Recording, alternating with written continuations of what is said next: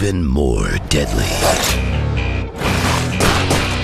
Colin Ferguson, Nancy Butler, and Michael Ironside. I'd say that thing's a little bigger than a damn trap!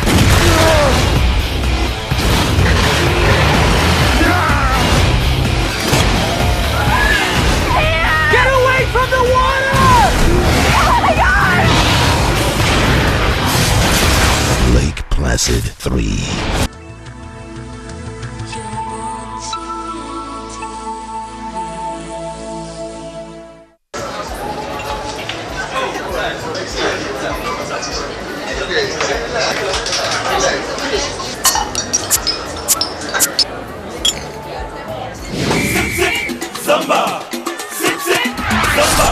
What are you drinking? Come and tell me what are you drinking?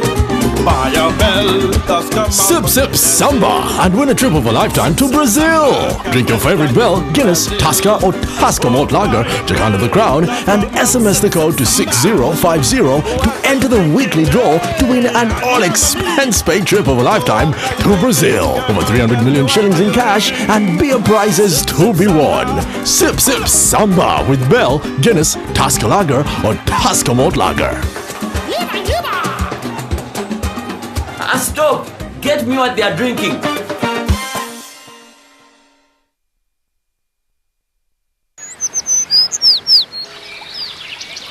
Sights and Sounds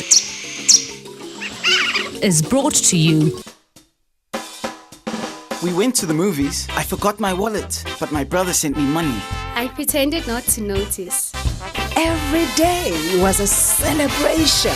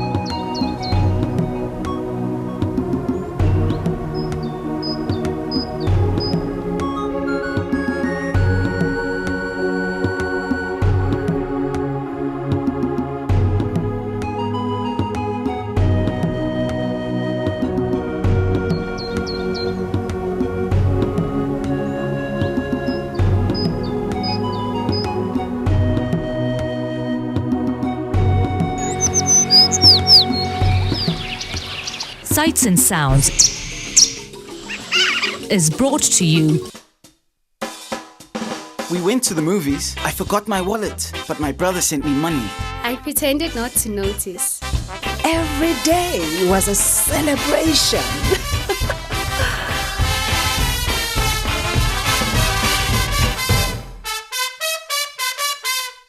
NTV, turning on your world.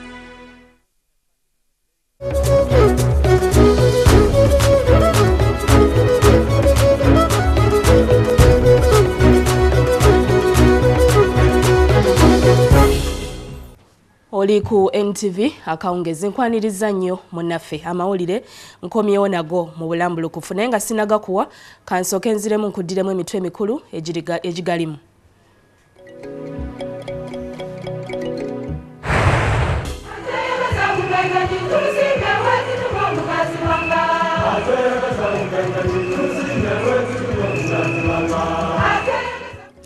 Namugongo awuumye. Omusumba w'essaza ly'e Kotido Gusipe Philippe avumiridde enguzi Museveni agumizza eggwanga ku by'okwerinda.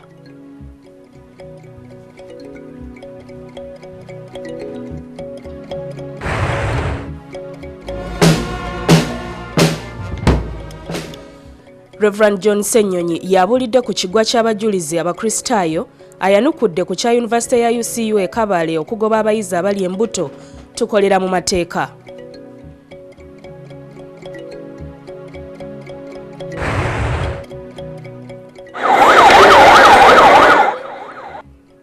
Okwekengera abatujju ebyokwerinda Namugongo bibadde gguluggulu.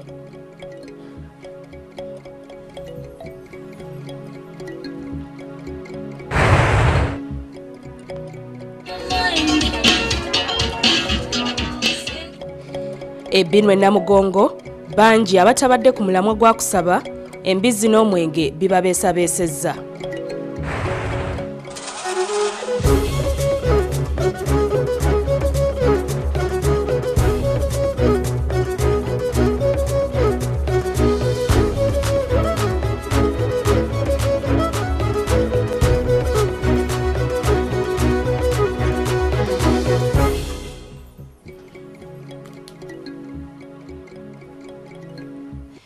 NTV akawungezi nkwaniriza nnyo munaffe nze Hatma Nalugwa Sekaya. Emyaka kati giweze 50 beddu bukya abajulizi ba Uganda balangirirwa mu lubu lw'abatuukirivu. Kimanyiddwa nti nga buli 3 Juni wabaawo okujjukira abajulizi bano era ng'emikolo gino gibeera ku kigwa ky'abajulizi e Namugongo. Abasasi baffe babadde mu bifo eby'enjawulo e Namugongo ng'emikolo gy'olwaleero gigenda mu maaso era kabatutuuseeko nga bwe gitambudde.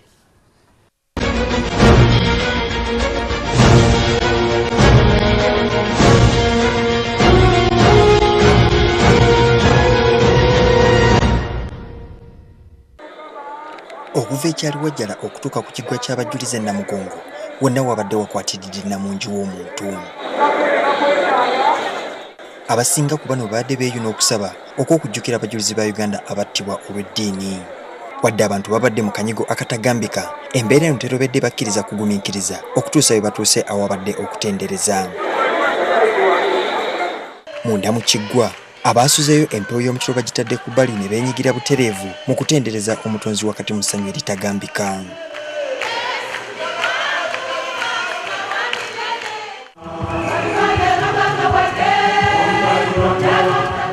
Sister Sarah Kirobe abadde akulembedde mu kwaya okuva mu ssaza ly'e Kotido y'omu ku basinze okukwata abantu omubabiro.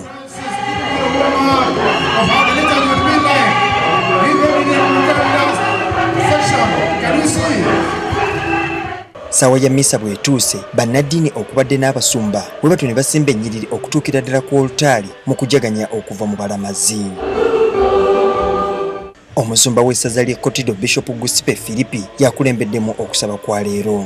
Wakati mu mizira okuva mu balamazi, Bishop Gusipe avumiridde ebikolwa eby'obulyake okutulugunya abantu byagambye nti singa bivaawo Uganda yakugenda mu maaso.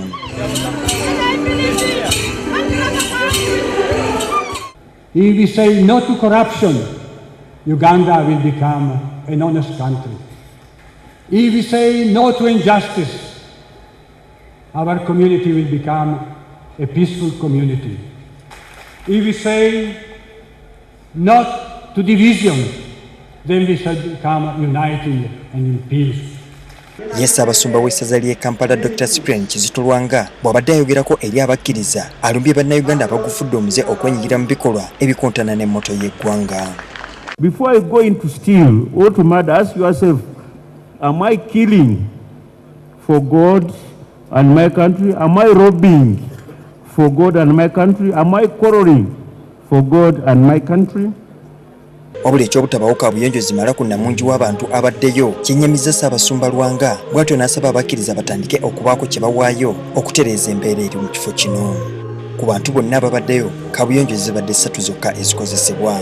Ate ye Pulezidenti Yoweri Museveni nga y'omu ku beetabye mu kujjukira abajulizi agambye nti kikafuwe abatujja okutabangula emirembe gibukadde mu ggwanga n'asuubiza abantu bonna abali ebweru wa Uganda obutabaamu na kutya kwonna okujja kuno. kuno kwagasa ekyokwongera okulaba nga Ssemazinga wa Afrika yeegatta okusobola okulaakulanira wamu saako okulwanyisa enjawukana ezaleetebwawo bakyeruppe. Although there are a lot of problems, all sorts of criminals who want to kill people,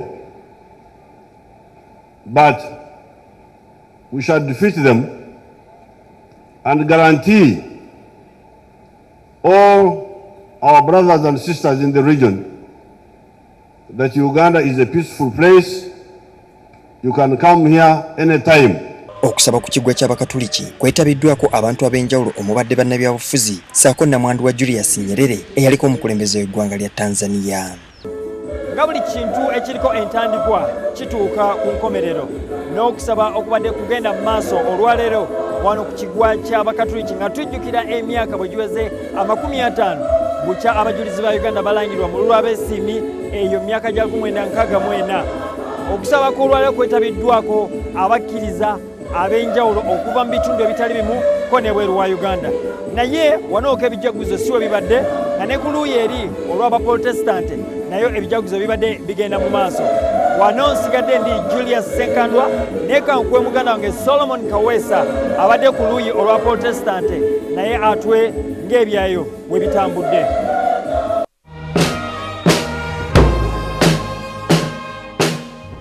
Mu kiggwa ky'Abakristaayo ekiyanja okusaba kutandise n'ennyiriri.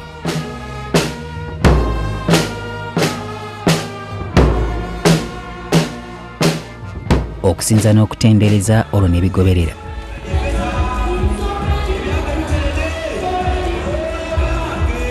Abakungu bangi ombadde bannabyabufuzi abaawule n'abavudde ku kitebe ky'Obwakabaka bwa Buganda Mengo abeetabye mu kusaba kuno.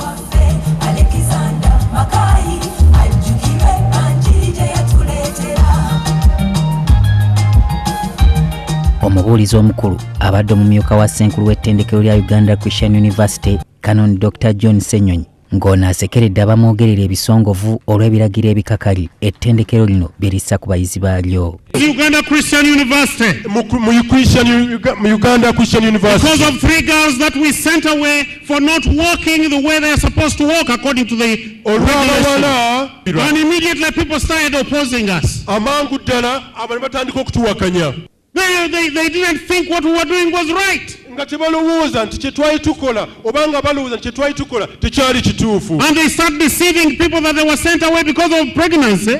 Emabegako ettabi lya UCA Kabale lyafuumula abayizi baalyo abaazuulibwa nga bali mbuto kyokka nga tebalina bbaluwa za bufumbo akamu ku bukwakkulizo obusinga okusimbibwako amannyo. If you come to Uganda Christian University, I have a lot of pregnant people. But they are married. Kubanga bafumbo. The issue is sexual immorality. Ffe ekizibu kyaffe bwe bwenzi. Waliwo n'abalala abalabwako mu katambi k'obuseegu nabo ne batalutonda.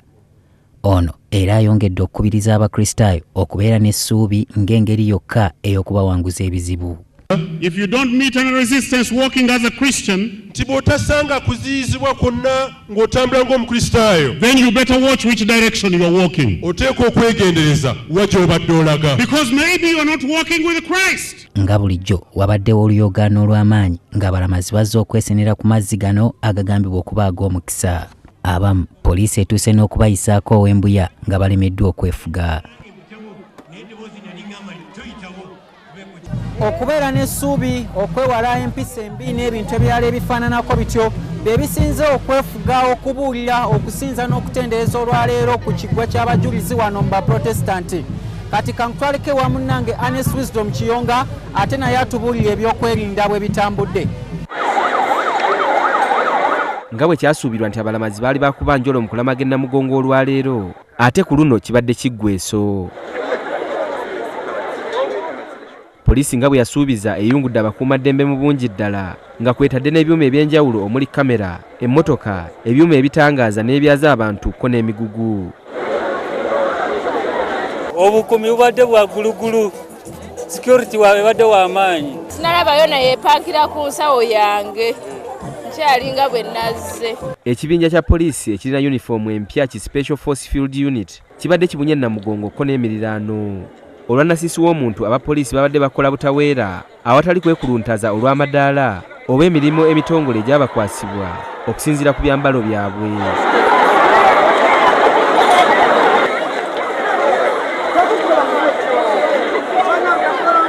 naye tumanya mu abo mwe muli omubi ennyo ayagala okulwana ayingire. Poliisi egamba nti ebadde bulindaala okufutiza abamenyi b'amateeka wazira bwetuuse Namugongo esanze kirala. Newankubadde twakirowooza ne tulaba nga kijja kubeerawo ne tuteekawo olukomera luno lubadde wakati ne tuteekako n'abasirikale ne tuteekako ne kamera zaffe zibeere nga ziraba era tusanze okusoomoozebwa nti abantu babadde bangi era okubakugira okuyingira nga tebabafuuzizza oba nga tebabaazizza kibadde kikyali kizibu era okyabalaba bakyanyigiriza. Embwa ezikonga olusu nazo tezirutumidde mwana naddala mu kiseera kino nga Uganda ne baliraanwa baayo bali ku bunkenke olw'obutujju. Wabaddewo okutaataagana mu netiwaaka empuliziganya n'ekaluba. Munnasisi w'omuntu eyeeyiye Namugongo poliisi mwe yayiye abakozi baayo abambadde engoye za bulijjo. N'ekkomera lyaffe ery'ekira wano lijjudde era tugenze twongerayo baasi zaffe zibeera zitwala. Ng'oggyeko okwerigana abayingira okufuluma ekiggwa ky'abajulizi ku luuyi lw'Abakatoliki, poliisi ebadde esiba omulyango ogufuluma ng'egera ekiseera n'ebaggulira. Tulema kwebaza Katonda nti security ebadde guruguru era na buli muntu alaba n'amaaso ge ayinza okukkiriza n'akakasa nti security ebadde guruguru. Naye era gwakanga musana kakirota bulamu mu kuseeyeeya kw'abangi okuva ekyaluwajjala okudda e Namugongo mwe mubadde abanyakuzi so nga tewali kukebera okutuuka ku mulyango gw'ekiggwa. Ng'oggyeko okuguluba naddala nga wayitayo emmotoka z'abanene n'ezitwala abalwadde, poliisi omulimu gw'ebyokwerinda egukoze bulungi.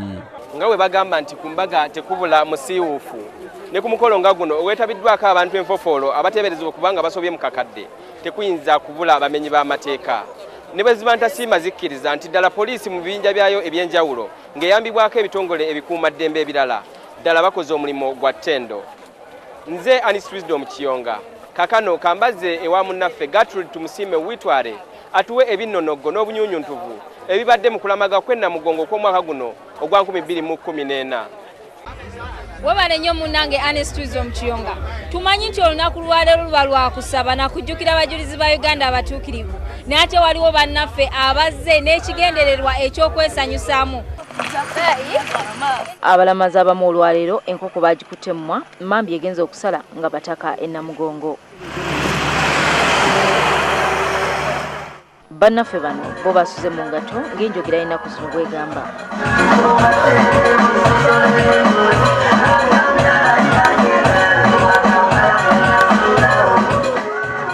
Abasuze mu kiggwa bwe babadde beeteekateeka okutandika okusoma kw'olunaku eno ebweru nga bannaabwe bo bakyabibya kugaliba enjole.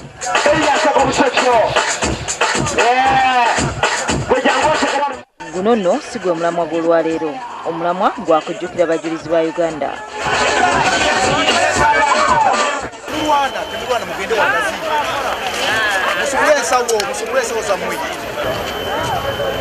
Abakyala musumulwe ensawo bw'oba olina endabirwamu gireete wano, bw'oba olina kyona kyona kireete wano.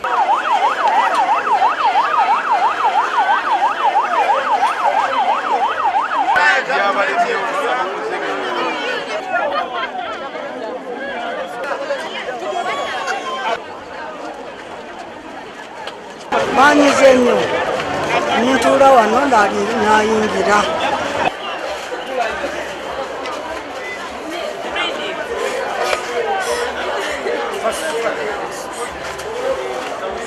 Ku kiggwa wakati mu Namungi w'omuntu abakotido diocese abaateeseteese omukolo gw'omwaka guno babadde beeyisa ng'abaakagatta akamu.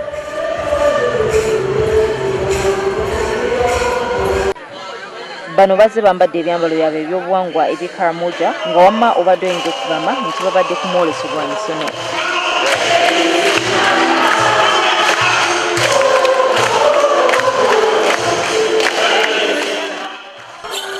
Kuno kwe batadde n'okuzina amazina gaabwe ko n'ennyimba ezisikiriza ennyo abalamazi abamu ne babeegattako.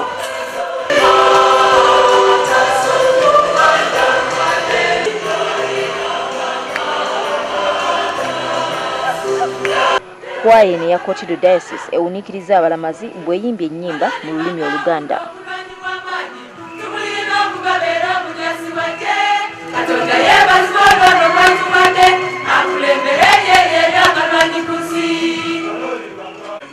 abalamazi bakira beetaba mu kutendereza n'essanyu ery'ensuso. Kyokka ate mu kusaba wabaddewo bannaffe abawujjaddeko newankubadde ng'obudde bubadde bukyali bwa kumakya. Okusaba nga bwagenda mu maaso wabweru w'ekiggwa bingi ebibadde bigenda mu maaso. Wabaddewo ebintu ng'okukebera omusaayi n'okubudaabudibwa okw'obwereere. N'abayiye ensimbi mu mizannyo n'amazina nabo tebalutumidde mwana. Toyinza kunyumya ku bibadde Namugongo n'otanyumya ku mbizzi na Mwenge.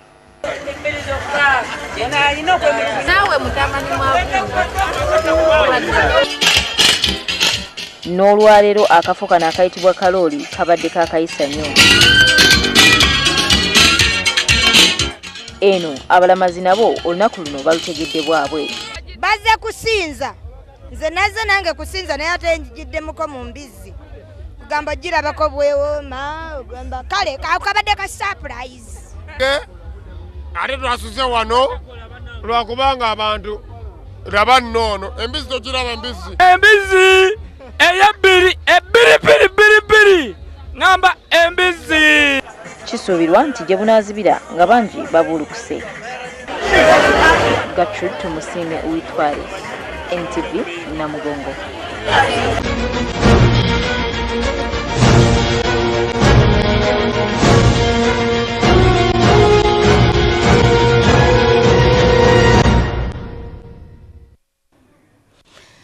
Eyo ye NTV akawungezi mwebale nnyo abasasi baffe Solomon Senkandwa Wisdom ne Uitwale mukulikira eyo nnyo ddala. Tugenda kuwumula mu katono nkomawo n'ekitundu ekyokubiri kirimu bingi tobisubwa.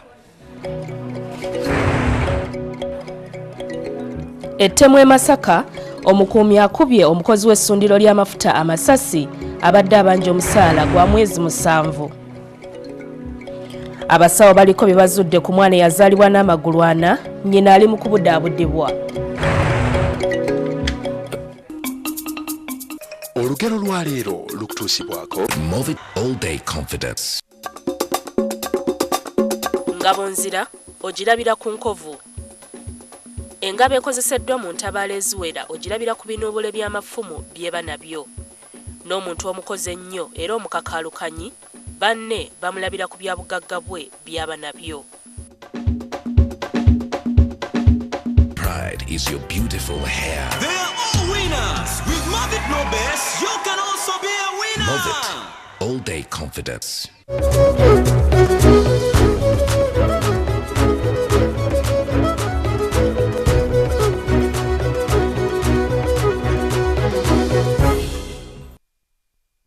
Coming soon on NTV.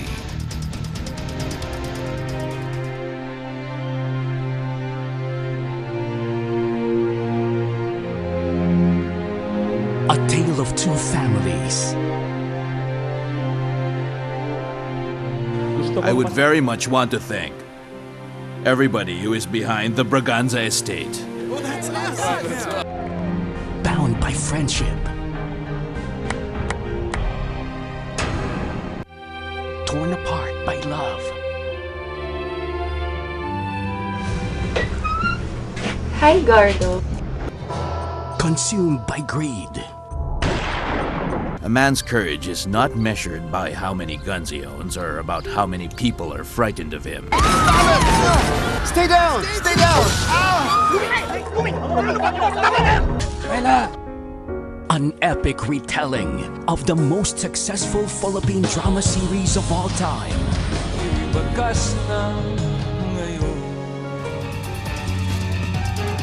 Coming soon on NTV.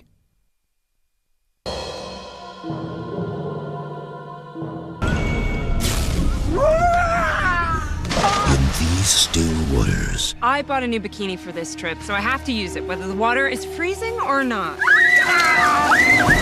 Lurking below. How many elk did you say you lost? Too many. I'm starting to think it's not a poacher. A new breed of terror. There's nothing in that lake bigger than a truck. Has evolved. They're smarter. Hurry up! They're hungrier. Teddy, no! And this time, even more deadly. Colin Ferguson, Yancey Butler, and Michael Ironside. I'd say that thing's a little bigger than a damn trap!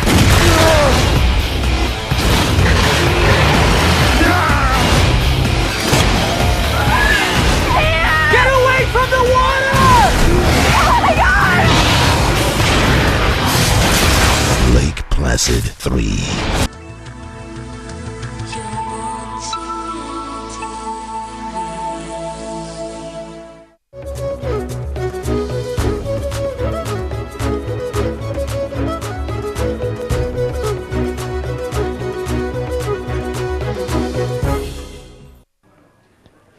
Okyali ku NTV akawungezi ekitundu ekyokubiri kikino. Poliisi e Masaka eri ku muyiggo gw'omukuumi omu akubye omukozi w'oku ssundiro ly'amafuta amasasi mu kifuba n'adduka n'obukadde bwa siringi za Uganda 2.5. Kigambibwa nti ono amaze ebbanga ng'abanja bakama be omusaala gwa myezi 7 bw'atyo ekiruyi n'asalawo okukimalira ku mutonzi w'amafuta gwe yasoose okusaba ssente n'agaana okuzimuwa. Akubiddwa amasasi nga kati ali mu ddwaliro e Masaka ajjanjabibwa ye Michael Tumwesije.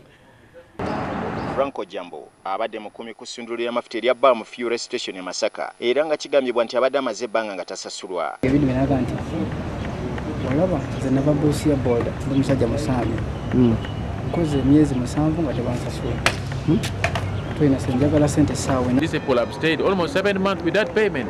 Omukozi ono abadde wa kampuni ya Tiger Security era nga yasazeewo obusungu abumalire ku munne Michael Tumwesije atunda amafuta gwe yasabye sente n'azimumma. Omukozi mu kifo kino Fred Cheyune agamba nti ekiro Mutumbi Jambo yatandise ng'asaaga okusaba ssente era ekyaddiridde kwe kusatu Mwesije ku mudumu gw'emmundu kyokka bwe yaganye n'amukuba amasasi. Sanze mu kubanga galabye nga amaze okutuka ng'alternative gy'alina yakudda kola ki kusalako ate ng'olukira sina ngeri gye nnyinza mugamba kubanga olwedde kiraata ali munda ng'ate ndende bweru.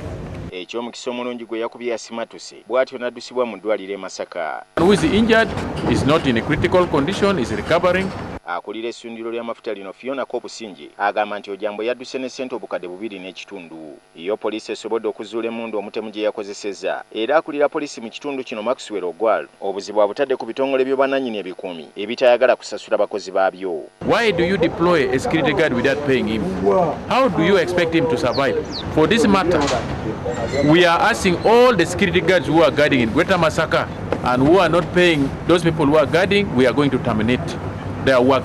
Wazze wabaawo okwemulugunya ku bulabo obuyinza okutuusibwa ku bantu abakozesa abasirikale abava mu bitongole by'obukuumi by'obwannannyini olw'abo bakozesa okuba nga tebaagala kubasasula. Gava mu bitundu by'e Masaka. Bazadde b'omwana eyazaalibwa n'amagulu 4 n'emikono 4 batandise okubudaabudibwa basobole okugumira embeera y'omwana waabwe kubanga si wakulongosebwa kati. Omwana ono ateeberezebwawo kuba nga yaliko munne omulala eyamweripako wabula n'atakula bulungi. Ono yamwegattirako mu kifo abasawo kye bagamba nti tekimala agazanyirwako nga kikyetaaga omwana ono okusooka okukula obulungi okusingako waali okukolebwako. Bo abasawo bagamba nti omwana embeera ye teyeeraliikiriza. Namyalo yalina ebisingawo. Kaakati ziweze ennaku 6 buky'omwana ono ow'amagulu 4 n'emikono 4 okuva ku kyalo Nabijinge Kamuli aleetebwa wano e Mulago. Bazze bamunoonyerezaako era ebyakazuulibwa biraga nti ebitundu ebya wansi okuyimirira amagulu byegatta ekitayogerekeka nga tayinza kumala galongosebwa awatali kumwekenneenya nnyo. Era ne kibanga kitulowoozesa nti nno n'ebitundu eby'omunda okugeza ng'omwana waafulumira kye tuyita rectum ne waafukira biziko okubanga nabyo byegatta wamu. Wekuba nti tetusobola kupapa kulongoosa mwana ono okutuuka nga tumaze okutegeera byonna nga ebyo byatondebwa. Bwe bati abazadde bali mu kubudaabudibwa okusobola okugumira embeera y'omwana waabwe etali yakuvaawo nkya okutuuka ng'omwana ono akuzekuzeemu abakugu okusobola okusalawo ekyenkomeredde. Tulina okutuula n'abasawo abalala abakola counseling tusobole okuba counseling obulungi ate n'okulaba nti nno nabo baweebwa ab'amawulire betugezaako okukubiriza baleme kugenda nnyo ku kaana kano kubanga nabo bambi bwebasaasira ab'amawulire bagendayo bangi bababuuza kino n'abantu abalala kati wano bali mu ddwaliro buli kaseera osangayo abantu. Kyokka agamba nti omwana ono embeera gy'alimu teyeeraliikiriza ng'era ekyobutamulongoosezaawo tekikosa bulamu bwe. Omwana ono yaleetebwa wano e Mulago ku lunaku olwokuna. Abasawo bannyonnyola nti kino kyajja olw'abaana abanna bansasaana kyokka omu n'atakula bulungi ng'alinako mikono n'amagulu byokka. Irene Namyalo, NTV. Webale nnyo Namyalo, twongera okusabira omwana oyo Mukama amutereze. Eddongooserezo ly'amafuta erya Amos Dairies Limited Musonyoko katono eddongooserezo ly'amata erya Amos Dairies Limited mu district ey'Ekiruhura lyolekedde okuggalawo entabwe eva ku bbula ly'amazzi mu kitundu ekyo. Ekkolero lino libalirirwamu obuwumbi obusoba mu 50. Bw'otuuka mu kitundu ky'Ennabushozi mu district y'Ekiruhura amaaso ku ddongooserezo ly'amata lino kwe gatuukira. Wabula nga wetwogerera terikyasobola kukakalaba emirimu gyalyo olw'ebbula ly'amazzi mu kitundu kino ekireetedde bannannyini lyo okutandika okulowooza okuliggala. We need 2 liters of water per liter of milk consumed. So a peak water inlet would be 1 million liters of water per day and 500,000 of milk per day. Ente mu kitundu kino nazo amazzi zirwanya amalwanire ekyo liko obunene bw'ekizibu. Abakulira ekkolero lino bategeeza nga beetaaga lita z'amazzi akadde kalamba okusobola okukakalabya emirimu gyabwe. We are trying several interventions. We are trying that dam which you have seen. We are trying the borehole which you see across there at the Kageti, but all that has failed. Era bano basabye gavumenti okutwala amazzi ga pipe mu kitundu kyabwe okusobola okukendeeza ku bbula lyago. Abantu abasoba mu 5 bakola wano era nga batya nti bandibulwa ekyokukola singa liggalawo. Abasuubuzi b'e Kasambya ekiri mu district ey'Emubende olwaleero bakedde kwekalakaasa. Bano babadde bawakanya ekyabakulembeze baabwe okusenda akatale kaabwe mu kiro ekyakeesa olwa Sande nga tebabategeezezzaako. Balumbye abakulu babannyonnyole lwaki basenza akatale kaabwe. Abasuubuzi bategeezezza nti akatale kano bakaluddemu nnyo nga beewola n'ensimbi okuva mu banka era nga ssente ze babadde basasula babadde bazijja mu katale kano. Baleese gulenda nga tetumanye eggulo ne basenda wano ne basenda kiro. Kano ke katale katulina okukolamu okufuna ssente tuli mu banka abasinga abakazi bannamwandu bali awo bakaaba amaziga. Balangidde ssentebe waabwe okwekubana n'abakulembeze ku disitulikiti ne batunda akatale kaabwe. Kati kyeyamaani waffe ow'akatale abimanyi naye abyegaana. Akakatale katwakateeka mu ssente zisuka miliyoni 3 babaluma mitwalo 2 baali baagala kuba ttaka lya ddwaliro ne libalema nga basimyako n'ettooyi. Kyokka ye ssentebe w'abasuubuzi Stephen Nagenda ebimwogerwako abyegaanye. Mu byokusenda wano sibimanyi kubanga biri bye twakomanga tuteesa ku ddwaliro. Ku ddwaliro byagaana ne tubimma amazzi. Omuwanika w'abasuubuzi bano Rose Nabatanzi agamba nti wano basangawo nsiko era nga bamazeewo emyaka 25 ng'akatale kano mwe babadde bajja ekigulira Magaleddiba. Abaana baffe abamu tubajjira omwaka ssente ne tubaweerera bagimazeewo obuyumba twakabuzimba bukaddiwa ne tuddamu ne tuzimba obulala. Wakuteekamu ssente wookolera wonoonyeza ekikumi ky'abaana bo kyokka mwe muli awo muyiwa buyiyi nnyumba zaffe. Abamu ku bakulembeze bagumiza abasuubuzi nga bagenda okubatwala mu kifo ekirala. Netugamba at least ekifo kiri kye tugenda okugula ekigazi ekiweza yika nga 2 akatale kana aka public market gye tuba tukateeka. Gavumenti ng'etuwadde ssente zireeta enkulaakulana okuzimba akatale olw'okuba abantu bagambye temujja kazimba olwo naffe tugambe gavumenti nti mukwate ssente muzizeeyo abantu ffe nga abakulembeze tulina okulaga abantu direction. Yo poliisi ebadde okukuuma obutebenkevu. Bano bawezi nga batagenda kuva mu katale kano era nga wetwogerera batandise dde okusonda ssente bakazeewo. Be batuuze b'e Kasambya nga beesaze akajegere.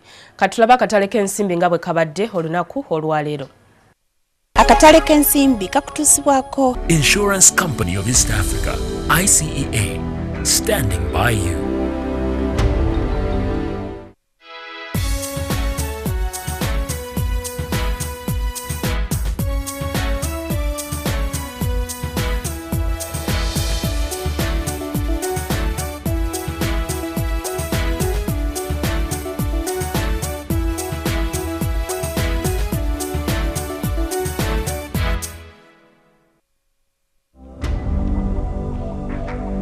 Enjoy the benefits of a savings plan and life protection with our retirement plan. Show them you care. Insurance Company of East Africa, ICEA, standing by you.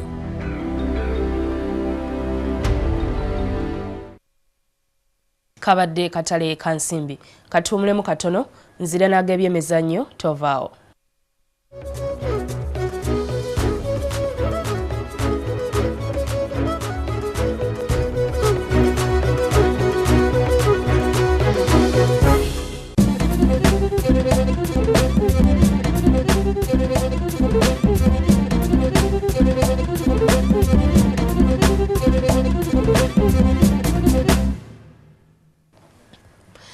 NTV akaongezi nagebye mezanyo ngebule ennaku mwenda zokka ekikopo ky'omupiira ekyensi yonna zijibweko akawuwo abawagizi b'omupiira mu Colombia baguddemu ekiyongobero olw'omuzannyi waabwe ow'eggwanga kwelibadde lisibidde olukoba okukakasanga bw'atajja kusobola kwegatta ku ttiimu ya ggwanga egenda mu mpaka ezo. Omusasi waffe n'ebisingawo. Radamel Falcao Garcia Zalante aguzanyira mu ttiimu ya Bufalansa emanyiddwa nga Monaco y'omu ku bazannyi eggwanga lya Colombia kwe babadde basibidde olukoba nga beetegekera empaka za World Cup ezigibwako akawuwo omwezi guno mu ggwanga lya Brazil. Naye nga bagamba nti ebizibu tebimanya nnyumba mbi ne Falcao yafuna obuvune mu January w'omwaka guno omuviiriddeko okulemererwa okwetaba mu mpaka za World Cup. Olwaleero omuzannyi ono alangiridde nga bw'atali mu mbeera nnungi okwegatta ku ttiimu y'eggwanga ekirese nga abawagizi ba Colombia bangi bennyamidde. Goza Falcao zazateeba zayamba nnyo ttiimu ya Colombia okuyitawo okusamba mu mpaka za World Cup ez'akamalirizo. Omutendesi wa ttiimu y'eggwanga Jose Pekman ategeezezza olukiiko lw'abamawulire nti tabeerangako mwennyamivu mu bulamu bwe ng'olwaleero bw'akitegedde nti Falcao aweddemu essuubi ery'okuzannya mu mpaka za World Cup ez'omwaka guno. Pekman ategeezezza nti bakanze kulinda Falcao akube ku matu naye nga buteerere.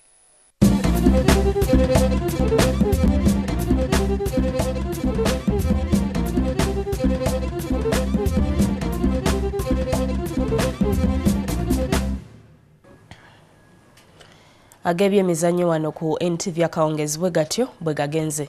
Katulabe entebereza y'obudde y'olunaku olw'enkya. New Mortin Doom Power Guard. Nothing kills faster and keeps killing for longer.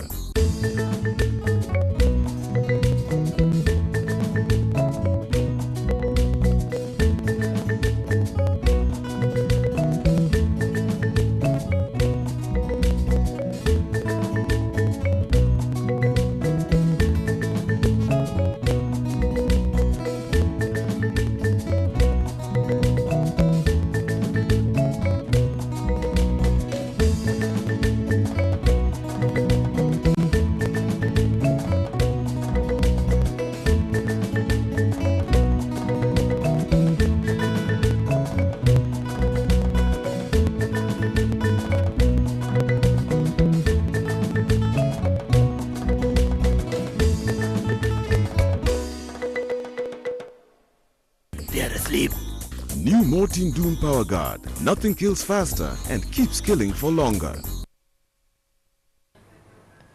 Entebereza y'obudde bwetyo ekomekereza NTV akawungezi. Naye nga sinnavaawo abantu bangi abakola obukolomooni okusanyusa abalala oba oliawo n'okulaga nga bo bwe bali abakugu mu bintu ebimu. Naye nno waliwo ebintu ebitabuka obudde wamaggwe ne budda ku bunnaabwo. Kankulekere bano abagezaako okwefuula bakafulu wabula embeera n'ebeefuukira. Nze Hatimana Lugwa Sekaya musule bulungi. You're going to go in just above the bottom jaw and then on the way out. On the way out.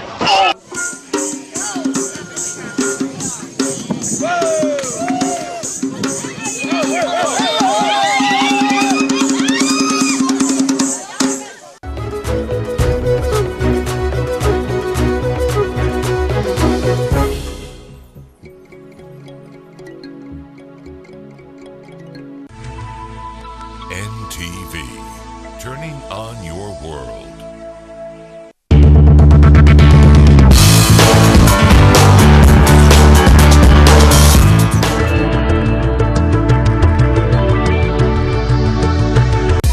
Sometimes children have amazing ideas, but they can lead to tough stains. And for tough stains, there's new Omo Fast Action. Its super fast cleaning technology removes stains fast. New Omo. No one removes tough stains faster. Today's highlight with Nice and Lovely Body Lotion. The results of your blood test. They found some traces of RU486. The abortion pill. What if your grandmother's to blame for killing your baby, your father, for Tiger, and for making your mom crazy? That's not true. Who do you think you are to badmouth my grandmother and start trouble with Cecilia? Who do you think you are? Hey, settle down, take it easy. I can't live without you. Don't abandon me, please. You bring out the best in me. New and improved Nice and Lovely Body Lotion. The 24-hour skin moisturizer that's your skin's best friend. The best in me.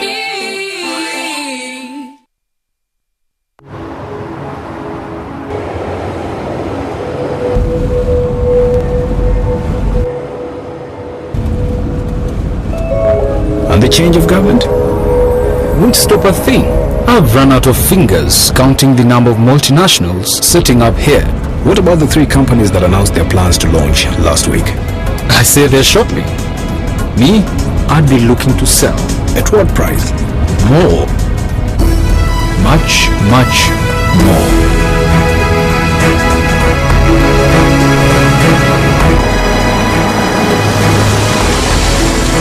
I don't know who you are or how you know these things, but one thing I'm sure of, you're in the wrong job.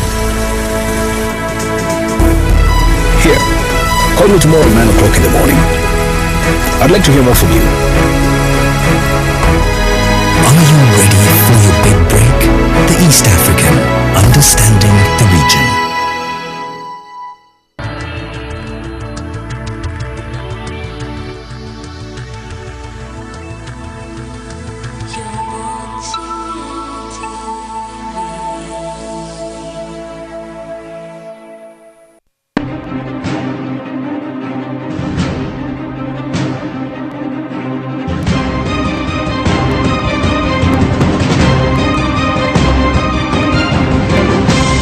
You're watching Morning at NTV. A very good morning to you wherever you're joining us from. After celebrating the matters, I can definitely understand if you're still in bed or you're feeling like today is a Monday.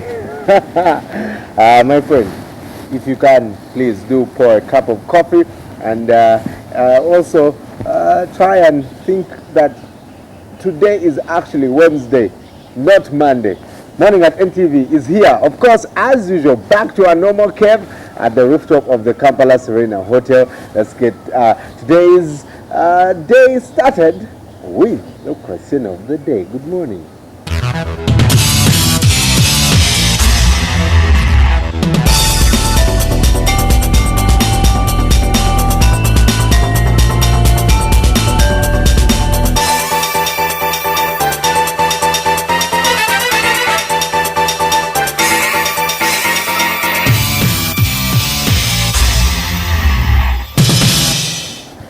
So, of course, if you want to be a part of this, please feel free to join us on Facebook, Morning at NTV. About 17,000 people there. You can be the next person to like our page and, of course, answer the question. And the Twitter handle is also open at Morning at NTV. You can touch it at MBGold2, at Joel Senyonyi, at Simon, at Kasiate, at Mebkeb, at Dakaba Chigongo, and at NTV Uganda. The first 5 respondents will walk away with a mug from Morning at NTV. Of course, don't forget the SMS platform. It's 6565. If you are thinking of being a martyr this morning, maybe a little too late, but yesterday someone told me it involves dying. So you'll have to give up your life first for whatever you choose to fight for. Let's cross over to Mabel at the NTV studios at the International Conference Center. Mabel, are you also being affected like I am? Because this yesterday really put me down and now I feel like today is a Monday, which is not good. Well, Brian, good to have you back, I should say. Welcome back to the rooftop of the Serena Hotel. I have missed you here in the studio, having you around, and I haven't really been affected, I think. I don't think today is a Monday. In my mind, I know it is a Wednesday. Probably later on in the day, I will think it is a Monday.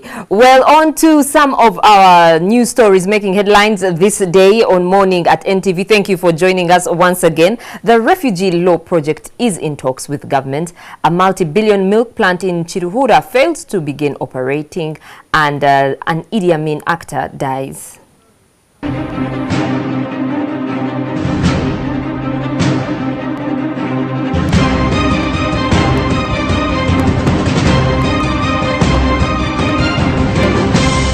You're watching Morning at NTV.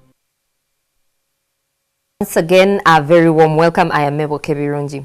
The refugee law project of the School of Law, Makerere University, is in talks with the government after some of its activities were halted. The government acted after it received reports that the refugee law project was engaging in activities that promote homosexuality. Maurice Ochol reports. Government wrote to refugee law project in May, directing it to hold some of its work that directly involves refugees. This was due to allegations of dubious activities relating to homosexuality. It was found that apart from doing what was already illegal in this country, they were also promoting homosexuality and lesbianism. According to State Minister for Ethics and Integrity, Father Simon Lokodo, the outreach project is being investigated. So we recommended that they be suspended until further investigation are done to establish the facts about their behavior. The acting director of Refugee Law Project, Walter Alike, confirmed this to NTV. And also our activities within Kampala, still relating directly to refugees, have been suspended. Alike says they dealt with male victims who were sexually harassed and were perceived to be homosexuals. We believe that certain parts of our work is not clearly understood by the public. We work with male survivors of sexual violence who are mainly from the Great Lakes region. The allegation against Refugee Law Project is that it has been working with civil society coalition of human rights that has been handling the petition for those against the Anti-Homosexuality Act. One of the sticky points here is the fact that there is no implementation guidelines for the Anti-Homosexuality Act, and that's what needs to be put in place so that many other organizations do not fall victim. But this does not mean that all the victims of Refugee Law Project have been stopped. It has only been barred from having any contact with refugees. Maurice Ochol, NTV. A multi-billion shilling milk plant built in Chiruhura district aimed at adding value to milk products for export has failed to begin operations due to lack of water. The district, heavily dependent on cattle, could face a major setback if the fortunes of the factory do not change. The $22 million milk plant stands at Akageti in Chiruhura district, a shadow of what it was seeking to achieve. The milk plant, Amos Dairies Limited, was expected to contribute $14 million in foreign exchange earnings to the country per year, besides creating 5,000 jobs. 2 months since construction works were completed, production at this plant, constructed in Shara government land in Nyabushozi, is yet to start.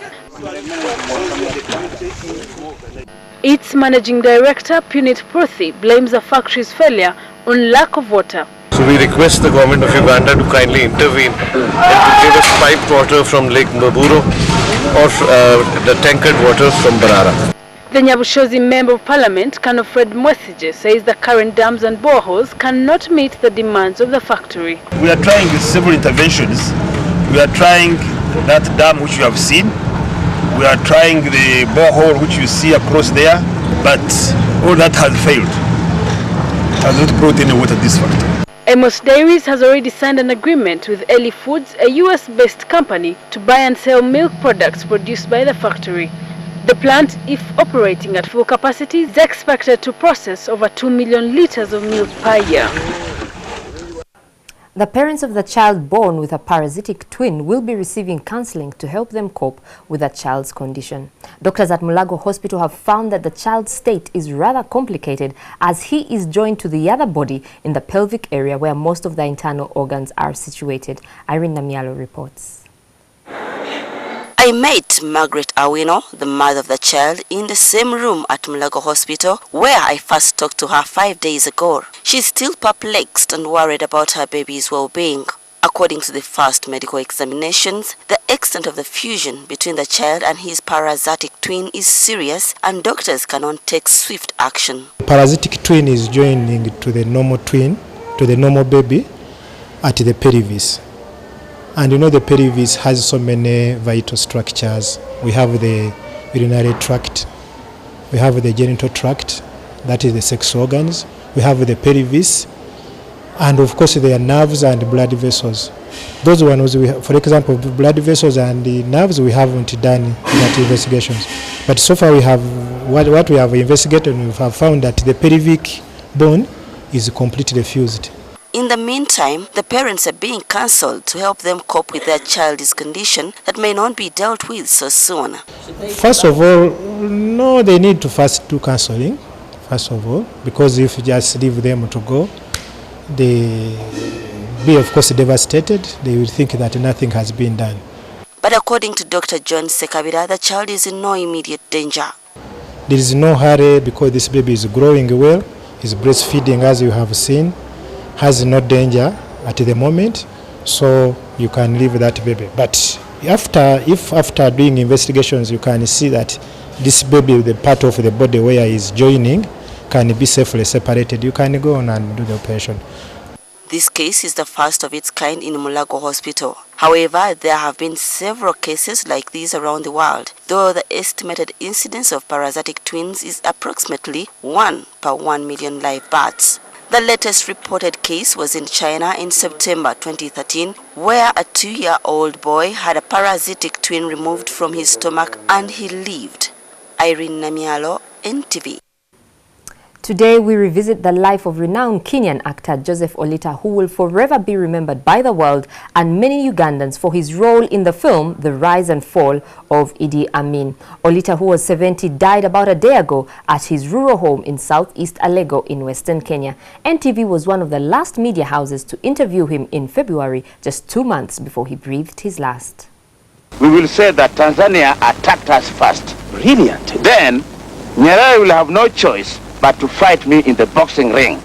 Joseph Olita, the Bali actor, came to the spotlight after he played Idi Amin in the 1981 movie, The Rise and Fall of Idi Amin. I'm the conqueror of the British Empire. The popular movie was one of the first to be made about the former Ugandan president. In one of his last interviews, Olita, an administrator by training, said his courage and physical resemblance to Idi Amin motivated him to take on the role of a character hated by many for the death of more than 500,000 Ugandans and the disappearance of thousands. Because I had the uncanny resemblance with Amin, which was very queer, as to my walking style, to my voice, even to the way I used to deliver the dialogue. Olita not only took on the role, but defended his idol against some of the allegations. When it appeared on the media, it appeared that Idi Amin had killed 300. And all of a sudden, after some months, then they jumped to 500,000. Where did they get the other 2 million? Where was 2 million hiding? Olita was about 35 years old when he starred in the movie. During the interview in February, which came more than 30 years after he acted in the movie, he showed no sign of frail health. 3 months later, Olita breathed his last, shortly after burying his mother. Olita had long retired from acting. His priorities had changed and he had been working on releasing a gospel song. It's called Bwana Sifiwe, which I would ask you fans of mine, to keep watching my steps. His one regret was that he never got the chance to meet the man he played, Idi Amin. But I read a lot about him through books, through newspapers, and the clips. And then when I had to portray him, I really had to master his mannerism. Olita, viewed by many as one of the pioneers of Kenyan cinema, is survived by one wife, several children and grandchildren. Moses Sakena, NTV. May his soul rest in eternal peace. And that's all we had for you on our morning bulletin. We now cross over to Simon, Joel and Brian, who are standing by at the Kampala Serena Hotel rooftop to tell us what's happening in the press. Good morning, Simon. Welcome back from Namgongo. Yes, good morning, Mabel. And yes, it's a slightly overcast Wednesday morning, the day after we celebrate the Martyrs' Day celebrations. And of course, you remember very well how it was the mood of euphoria and great celebration as we enjoyed it yesterday at Namugongo.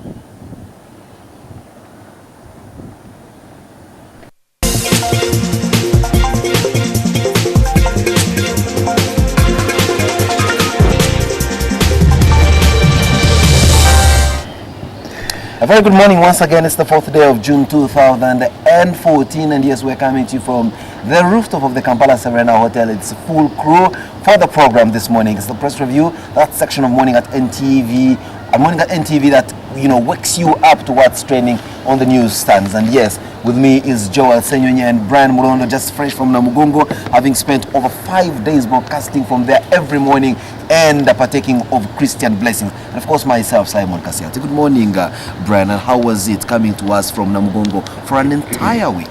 It was beautiful. Talking to all the people who have walked all that, you know, that distance to come and pay respect to the Martyrs was really inspirational. And I know very many people, especially our age, cannot even walk from here to the old taxi park. So, well, of course, I know you're falling shy of giving me the kudos that I did walk from my house to Namugongo yesterday. How do you know? How do you know, Kasia? Wait a minute. So what is there? What proof do you have of the old people who walked that you do not have of We had them on camera. We had Suhail Mugabe followed them. No. Listen. Right from where they were. There were 1 million pilgrims, and Suhail Mugabe, omnipotent as he is, followed all these 100. I really commend them. And isn't it a travesty that you go to such a place of spiritual nourishment and all you are willing to share with us is your experience doing your work, the work that you do on a daily, and you say little about your interaction with God. Compliment this man on his energy. I don't think I had really enough time to interact with God because I was, you know, delivering what I was supposed to deliver on screen. But you can interact with God whenever as you when that man does. I saw you eating. I had to go home and get that time with God, because then it was not about, hey, you're going. You keep your God at home. Anyhow. No, I asked the question. Joel thought it was a nonsensical question. Did I? I'm impressed that he's continuing the question, pressing it where it really hurts. Thank you, Joel, for realizing that sometimes you criticize just for the sake of. Let's look at the Daily Monitor this very morning. Government deletes 8,000 workers from the payroll. Every day we are talking about grappling with unemployment, or even for that matter, unemployability. And government is waking up to delete 8,000 workers. Are they real workers or are they ghosts, as Joel wants to share with us? They are. This is according to the report. This is the Auditor General's report. It's a partial report. He's yet to release the full of it. And then there's a lot more costs than this in government, you know, in different ministries and the like. But you're the same media house that portrayed the plight of a police officer who has gone for years without any pay because his name was deleted from the payroll. This is a real guy who has given real service. And are you justified really to say all these 8,000 are phantoms? According to the Auditor General, but look, I believe there's a lot more ghosts. We have ghost teachers, we've got ghost pensioners, we've got ghost soldiers, ghost police people. That does not in any way provide an alibi for those who are, you know, illegitimately deleted from the payroll. The other day you saw the public service state minister saying, look, there are people that have been deleted off the payroll. Why? Because they refuse to give in to sexual demands of their supervisors and that kind of thing. So it is wrong when somebody who's not meant to be paid, who's meant to be paid is not paid, you know, but it's also wrong if we have this 8,000 plus. They're actually a lot more. And I have a feeling genuine workers are also part of those people who are deleted. It's possible. So we need to, you know, exercise. But on the other hand, you seem now to want to lampoon the blame on the fact that there were 8,000 goats. But you are blind to the fact that, in fact, these 8,000 goats have been identified and deleted from the payroll. Shouldn't that be a pat on the back for government? It's too small, too late. But no, this government doesn't employ 50,000. Keith Muhakanisa says by the 12th of June, if public servants are not paid, Bank of Uganda is going to pay. No, but you see, for and me, I find that preposterous. Look, they'll go for 6 months without a pay, and then you give a deadline. They're supposed to be excited. Now pay is My finally coming. question After has I don't know not how been long. answered, gentlemen. I am saying, at least there are some 1, 2, 3, 8,000 ghost I'm workers saying it's who good. have been kicked off A lot the more list. should be done. Without a doubt. But before you say a lot more should be done, isn't it the moment first stop and say recognize that effort and then say, you know what, like Oliver Twist, we demand for more. Look, Because you see, but for the I'm most part, not you know, I met these government officials who take time off to watch this program in the morning, of course. What is? They say, you guys always come off to be so extremely negative, even when there is a little bit of a shimmer, when there is a little flicker, you don't recognize, you're always looking out for the darkness. But Simon, do you blame us if for 5 years they've been paying 8,000 people? A lot more years than that. And then they come out and, you know, the Kaihura did well the other day. They exposed the ghost police officers. But for years, for the cameras, for the 100 and years that the police has been, how many years have they, you know, have these ghost people been there? And Simon, I do not know the proof of Ugandans. Each time government does something good, and government should keep doing good things, you know, then that's when we are supposed to, I don't know, elevate them and do. These guys are doing their job, you know. And I'm saying, when government builds a road, when government deletes ghost teachers or whatever the case might be, I'm not supposed to get too excited. For goodness sake, well, that is what they're when you supposed come to here do. every morning, Simon, to do this show, you're I'm doing my supposed job. to give you a call No, and say thank you so much. in So fact, if it does good, if it does not, listen, in fact, keep I doing must the job. commend our boss here, Agi Konde, who doesn't subscribe to your school of thought. Every time she does meet me, she says, Simon, you're doing an extremely good job. And that's good. But see, if she does wait a minute, you should not Joel. say I'll not come because you did call me and say thank you. Joel, because you're paid at the end of the month. let me make Because that's the expectation. Joel, let me make my point. Please. This superintendent of NTV knows that there are legal papers which are supposed to pay me for doing this job that I'm doing. And in fact, I must do a good job for me to be maintained here. But when I meet them, they say, thanks for doing a tremendous job. Yeah. Thanks for working to Namugonga against all odds. Thanks for doing it. I mean, they are okay, saying, that is debatable, but let's go on. Okay, thank you for that. Yeah, thank you. Okay, thank you, Simon, for and I think thanks to the Auditor General, in the same breath, thanks to the Auditor General that is doing his job. There have been times when Auditor Generals were not doing their job. Without a doubt. But Simon, let me use the example. From this school of thought of government does us a favor. When they deliver on services, no, they do not do us a favor. Let me use the example. And we should demand for a lot more. Let me move away from, you know, the politics and the workers. Let's bring it home. You're a father, you've not been paying school fees for your children for 20 years. Then this one term, you all of a sudden come and pay school fees, but you expect the family to stop and do a party because you've paid school fees. Food for thought. Brian, stop being hypocritical here. You have been thanked by people in your home for doing something you should have always been doing, but you do it once in a while. You're misconstruing. But no, you're misunderstanding. It's good. I do not demand that thanks. No, now the thing is, wait a minute. You're missing the point here. I'm not saying throw a bonanza to thank government. I am saying, and will not. Will actually keep demanding for more. They're not doing us a and I'm favor. saying recognize. I've chosen my words that they have. And we are saying, can we do a lot more? Thank you very much. So we lose about $1 trillion. Okay, government has done an awesome job. Really? Deleting the 8,000. Do you know what you sound like saying awesome job? You see, Joel, you also I don't sound think it's an awesome job. Joel, you also sound very preposterous, or to use your own words, or you even sound, you know, people are looking at you and they're saying, does this guy understand what 8,000 people mean to? And we are saying there could even be payroll. There could be 100,000. We talk about 8,000 that they have deleted so far, and you're supposed to get excited. We are saying, all right. I want again to reiterate that the word excited is not a simile of recognize. Please mark my words. The word is recognize, not get excited. I don't even care whether or not I should recognize. What we are so probably Joel's submission would have been, well, our government, this is very good, and I think we are. This is very good. I don't think it's very good. If I was the teacher, I'd probably give them fair.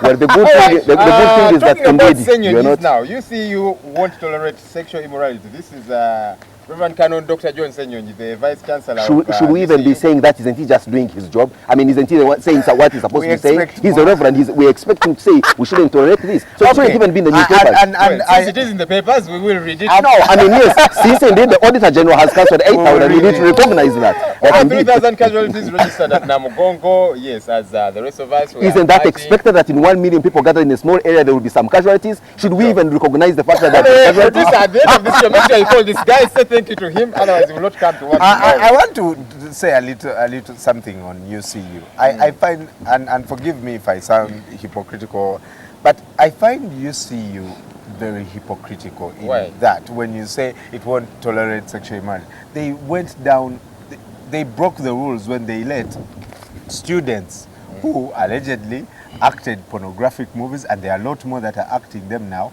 and had to fire pregnant girls. So where is the stand? You forgive someone who broadcast you on YouTube the world over, and then fired expelled 3 girls that got pregnant.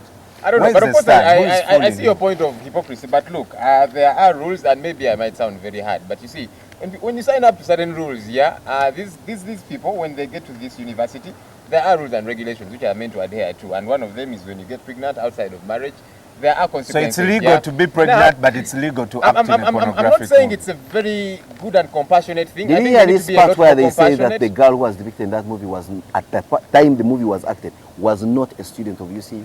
But some of the actors are in UCU. I'm saying, at the time when that was acted, they were not. So we are talking... So Brian, should you be victimized for a crime that is unacceptable at NTV, that you possibly committed and are remorseful over, that you committed before you joined NTV? Would that be fair?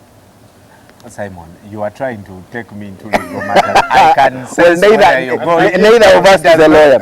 Well, there is tremendous coverage coming in from the Daily Monitor here at, from the Matters Day celebrations yesterday, and we are seeing a promise coming in from government to support the expansion of Namugongo, and this was delivered by President Yoweri Museveni in his address yesterday, reacting especially to what the Archbishop of Kampala Archdiocese, Dr. Cyprian Kizito Rwanga, said, and of course he said it with tongue-in-cheek. Can you imagine the Archbishop was there thanking the Milton Obote government for expanding the shrine and putting in place some very interesting infrastructure? And of course, President Museveni came and said no. Yes. And in the big story this morning, you will realize, if you look at the front page of the Daily Monitor, I hope that this picture can play out for you, our viewers. There was an incredible show of tradition, yet within religion. In fact, if you watched the program yesterday, if you watched the prayer, the petition, the part of the petition where we're praying for peace in different languages, praying for this country, and then there was the traditional Ngakramajong prayer. That prayer for me rocked it. They called it a traditional Ngakramajong prayer. But you see, it was a prayer of nationalism. I didn't understand what they were saying, but I could hear the old man saying, Uganda, then they would chant. For me, anyone who's coming to Uganda for the first time and sees that display of tradition, for me, that is nothing short of tourism. And I think that Matters Day should merge very well with the tenets of tourism. Right. Yeah. And I think this... I must give it to Kotido Diocese. They did an awesome job. Now, the word awesome, is palatable in this particular case. They did an awesome job. The fact that they were informed 2 months to the celebrations... and they did tremendously very really well. Awesome. Now, moving on from the Matters Day shrine, like I said, we always come to you whether it's raining or shining, and this time it's threatening to rain. The Federation for Uganda Football Association President, Magogo, my very good friend, you have until 5 p.m. today to deliver to the Inspectorate of Government all the original FUFA titles to help in the investigation on the mismanagement or the management of FUFA assets. Shouldn't you? Then we shall say you were the former FUFA president. This is Amanya Muchega and President Museveni. He says he was saying that when he's 54, he would like to go and graze his cows, and you know that when you are 70, you find chasing cows a little bit harder. So he has preferred to stay around. What's in the red paper before I tell you what's in the Observer this morning? The red paper this morning, quoting Tamale Mirundi, one of some corridors say he's one of the most intelligent people. Without a doubt. Who are those who say Joel Senyu seems to think disagree strongly. I don't think this morning we are not in agreement with Joel. I still think that Tamale Mirundi, despite his tremendous weaknesses and bottlenecks, he is an incredibly... There's a difference between the two. He's an incredibly intelligent guy. Come on. But he says that the first family is to name Museveni's successor. Well, in this case now we can say welcome to Uganda Kingdom.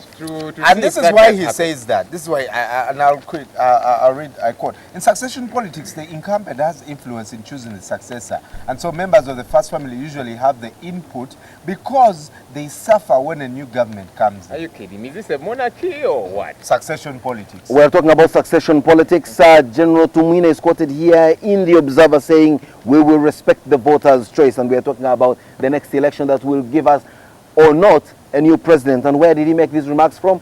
at the burial or the funeral of Honorable Theodore Sechikubo's father. Now, the observer this morning is as an Army General, as an Army MP, as anyway, whatever the case might be. Beautiful question. If only I could answer on his behalf.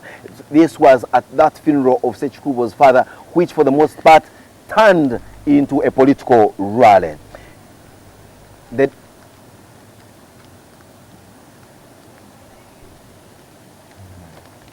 All right, Luero Paul, and what's the word? Is it an indictment or an indictment? It's an indictment. I think I paused trying to read the word.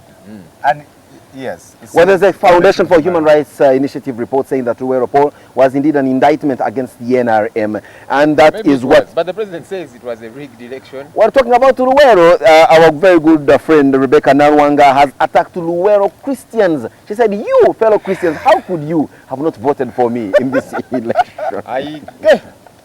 Well, of course, the Observer on Wednesday is always a very interesting read for us. It gives you insight into what we call, light reading on a Wednesday, indeed, with a pull-out Wednesday light. And this time round, they're looking at 10 years after his death. Uganda's music icon Eli Wamala's canopy remains indeed evergreen, like he did sing in one of his songs. They are featuring his life and times, and of course looking at 10 years after his demise. May God rest his soul in eternal peace. Right. Namaingo Council votes to eject RDC Hashaka and District Police Boss. These RDCs, you see, I've always had trouble with these RDCs. They're literally everywhere. They want to be assistant Holy Spirit, and that's why I think as a country we need to come out very clearly. But you see, when you get a wide brush and paint all RDCs, I think you're being unfair to the person and character of Mpimbaza Hashaka. Hashaka is a guy who, if they ask you, there is hundreds of RDCs, but Hashaka's name would come very prominently if they ask you for anybody that he's always follows in the media, whether or not he's doing the right thing. This is a guy who's at the Communications Bureau of the NRM. Well, let's not forget that he has done exactly this very job, only that he was doing it at UBC, and he's a colleague in the media. But this is a guy who went into politics, and he's really proactive. He's the guy, Sironko, he was there and tried to, wherever he goes, he creates some shaking. This guy is being hounded in Sironko, or if press reports anything to go by saying, look, in Namayingo, and saying, if you work in Namayingo and you're a government office, what reason do you have to live in Jinja or Kampala? The problem has been, they commute, these district officials commute from Kampala, from Jinja, from Mbale to go to Namayingo to work. What are they doing? They are bleeding the district little coffers of transport money, and also time. Namayingo business never starts until midday when guys have arrived from wherever they come. And guess what? By the way, I have friends who are RDCs, and I'm not against any particular individuals, but just the whole structure of RDCs. I think it's duplication of responsibilities. You talk about bleeding coffers. Yes, we are as a country. I think RDCs are very unnecessary in this country, and that is why wherever they go, sometimes you see them doing work of LC5 bosses, sometimes work of district police bosses, sometimes they're doing the work of the MPs. It is not Perhaps necessary. We need to go back to the basics and say a resident district commissioner is the local representative of the president. If the president sinks boreholes, attends family feuds, and cuts states as whatever, then why wouldn't the RDC do exactly the same thing? So I think police bosses. Listen, supplementing should not be seen as interruption. I think let's also give it to them. In what do exactly is interruption? Much of well, I see 375 overpaid people sitting in parliament here. That's another one too. You see. So I do not want you to get a huge paintbrush and only look at one section.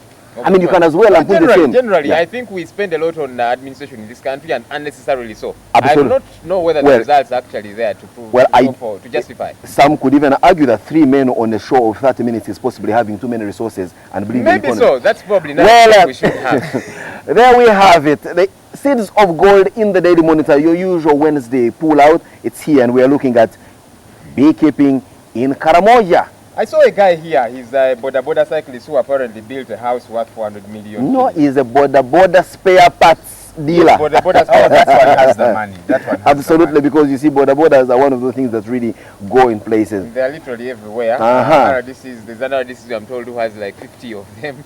There's an MP who has I don't know how many. Duplicating the service. Well, you also know that there are some journalists who run border businesses, and one of them is Andrew Mwenda. I know that for a fact. Well, there we are. Andrew Mwenda, the border operator. Okay. Not operator, owner. Yeah, what sits in the sports section of the red paper and all that? Somebody write it for him. Well, 8 days to the World Cup, and of course squads are being released every time. Every Spanish side play, every Spanish side plays the same system, and they are organized. They play, what are people who bet say Kawowo football. So that goes your Arsenal team. What's your problem? None whatsoever. Well, folks, we know that in the West African country of Nigeria, the Boko Haram continues to run roughshod. Now we get reports that they've killed scores, or should I say dozens, in the northern state of Borno, the same place where they abducted the other 200 girls who, for now, 51 days, remain without a trace. And of course, the tensions and anxieties are rising in there. Mabel is standing by in our studio to tell us more on the international arena. Mabel, what else is playing out prominently on the international scene? Thank you very much, Simon. And yes, that story is big. And actually, the government in Nigeria has stopped people from conducting walks and protests in the city. They say they are now a security threat. That is happening in Nigeria. So if you want to have bring back our girls, I don't think it's possible. You have to get some kind of security clearance. But on the front page of the CNN page, we have voting beginning in Wharton, Syria, and Bashar al-Assad is expected to win this presidential polls, and this is against a backdrop of the war and the bloody and protracted civil war that has been going on in Syria. Also happening, the leader of Pakistan's MQM party has been arrested in London. He has been there in exile. Now, this is one of the most powerful parties in Pakistan, and he has been arrested for money laundering in London. I wonder how that will affect the operations of the party back home in Pakistan. Now, on an interesting note, most of us know the show Who Wants to Be a Millionaire. Now, Angela Merkel was on someone's phone a friend. It was actually a VIP show, and this gentleman, a councillor, I think, an MP, tried to reach the German councillor, but she did not pick up her phone. I think she was busy with other matters, and the question was about washing machines from East Germany. And also we see on the Sky News page the US pledging $1 billion to boost its military presence in Europe. They want to strengthen their resources there, and they say the money will also help train the troops in the state. They want to see better security in the area. Russia is against this. They think that this is just a form of grabbing land, and they are not too happy about that. I wouldn't blame them anyway. And moving on, Obama is set to meet with Ukraine's Poroshenko, the new president. They're supposed to meet in Warsaw later this week. Ukraine is struggling, especially now with the war going on, and hopefully they'll be having some trade talks there. He is set to actually discuss economic support to Ukraine. Now, in Africa, a survey, not Africa, actually 148 countries were surveyed by the World Economic Forum, and South Africa came at the bottom for having the worst mathematics and science. And now the opposition are calling it a disaster. I do not know what would happen if Uganda came out like this, but South Africans are really not taking this well. Probably they shouldn't. So we haven't yet had the last of that. The White Widow has been sighted somewhere in Kenya, and so the police are investigating those reports. They think she is still in the country and not in South Africa, as had earlier been reported. And Abdul Fattah al-Sisi declared Egypt's new president. He has called on Egyptians to work to restore stability after being declared the winner in last week's presidential elections. The former army chief said he wanted freedom and social justice, echoing the slogan of the 2011 revolution. Also happening in Asia, the G7 powers are set to meet without Russia's Vladimir Putin. This is the first time this is happening, 17 years actually, that Russia has not been part of G7, but they're doing this because of his destabilizing of Ukraine as a country, and also his seizure of Crimea. And obviously, I'm sure he won't be too happy, but then we all know Putin is not a man to take things lying down. Well, that's all we had for you. The big story will be coming up right after this break.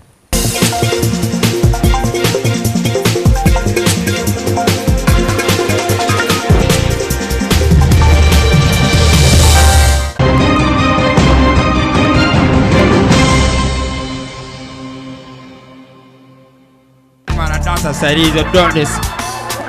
Aro, give me 5 stress, 3 gonorrhea. Kale muli wano, you think you've brought capacas? Omwana yena sobola gamba super deep. Si miaka jafe. I'm like, I like my swag too.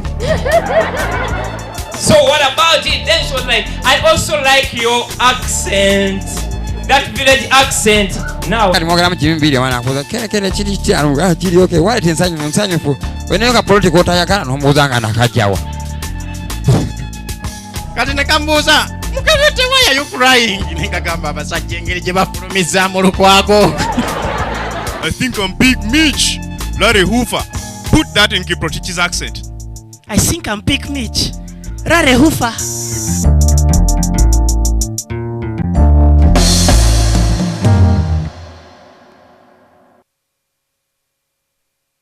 Mikwano gyaffe bana NTV ate naddala mu bannaamu muli gw'emizannyo muli gw'ebyemizannyo gukomyewo 2014 ate mutya kati ate gukyusiza n'obudde gwa 7 gwali gwa 9 ne gugoberera ntusanyuka kati gubongereddeko wano malya g'ebyemisana awo osooke gubatayize gubaleetire kintu kyonna kalonda yennawo byemizannyo ogwo muli gw'ebyemizannyo mupya 2014 Isima waali alagira Argentina yenjo mukubira eddiba lye omukwano gujja kukomawo ku muli gw'emizannyo naye kasita kinatuuka eri bano ba Messi okulumba abalenzi baffe ba Thiago Silva awo tewali mukwano omuli gw'ebyemizannyo 2014 President.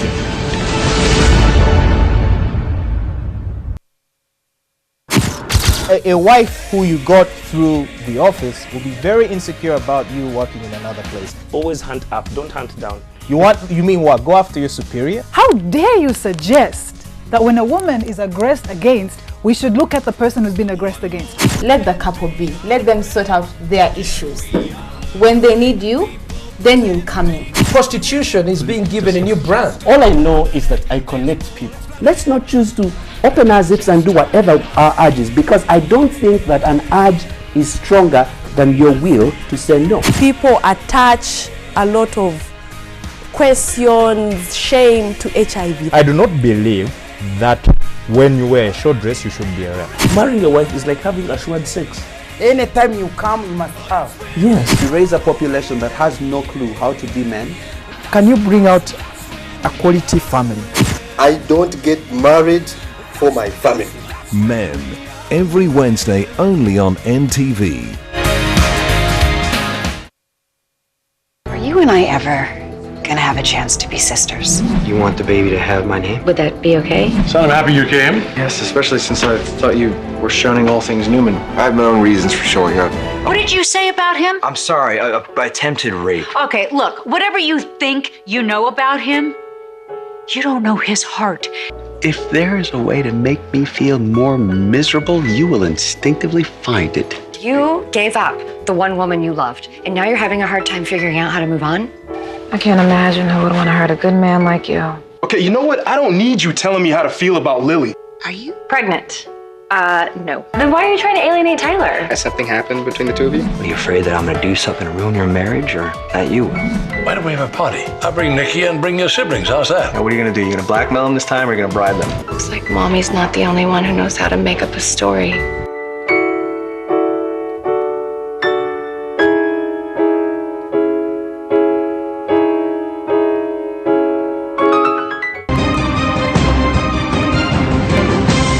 You're watching Morning at NTV with Simon Kasiate, Mabel Kebirunji and Brian Mulundo.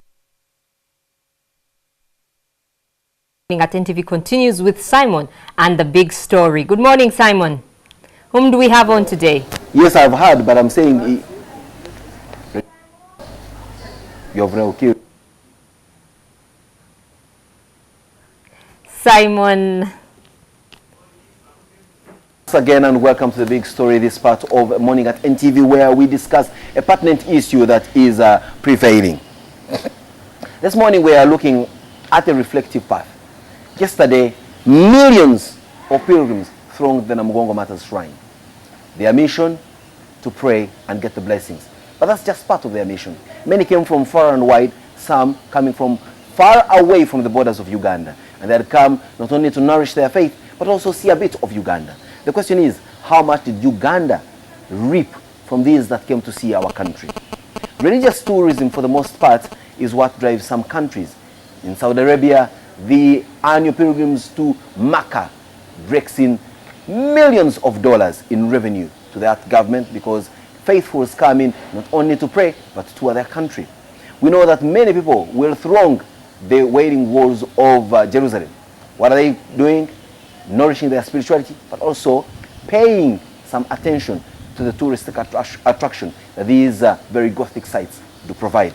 The part of Uganda. Uganda is indeed gifted by nature, but that's not only in flora and fauna, and I'm talking about plants and animals, but we also have some of very rare establishments. The Uganda Matters Shrine is just one of them. The Uganda Matters as a phenomenon is just one of those. The Baha'i Temple, there are only two like that in Africa, and one of them is here in Uganda. How much do we harness from this new form of tourism that many may want to call religious tourism? With us for the big story this morning, I have with me the new top dog at the Uganda Tourism Board, Mr. Stephen Asime. Good morning and welcome to the big story. Morning, Simon. It's a pleasure to be here and also to congratulate our friends and African community who came to the Uganda Matters festivities. It was a very, very historic moment, and I think this has been the largest turn-up in many years. And we can say that the turn-up is only going to increase. There Absolutely. won't be any turning back. Absolutely. You at the Uganda Tourism Board, from where you sit, did you see any opportunity for some kind of tourism that this country can tap on and earn some huge dividends? Absolutely. Let me first of all commend the organizers and the whole country at large for having been very, very cooperative in the last 1 week. It's 130 years since the Uganda Matters, stood in faith and died for their cause. And what has been very interesting is that over the years, these numbers have been growing. And the biggest marketers for this event have been the very pilgrims who came. So every time they came, they went back and told stories. And I'm talking about just non-Ugandans, people from Tanzania, from Congo. We even talk about Americans here. Yes, we had people from over 20 countries. People flew in from Australia, from China, from the US, from Europe. I mean, it was incredible. Perfectly. Now, that's when I beg to ask this question, that then how much did this country reckon in terms of direct tourism spend? Because you see, for the most part, these guys come in here, they are maybe living in a frugal kind of environment, they are not spending. How can we make it more attractive for them, but at the same time, more beneficial for us as a country? Do they just come, show up at Namugongo, make the sign of the cross, and after the service, they walk back and find their next means out of their country? What can we do around Matters Day that should attract them and keep them around for them to spend the money that they come with? First of all, the first question you asked about the numbers, we're really not sure. We can only make an observation. The numbers will probably, the statistics will come out quite soon. Our immigration department should be able to provide this, because I'm sure even in as much as they come walking, I'm sure at the border points they are, given a visa and or stamps to get in here. It shouldn't just be a free. It should take us a couple of weeks to get that information, because those statistics have to be collected and all that.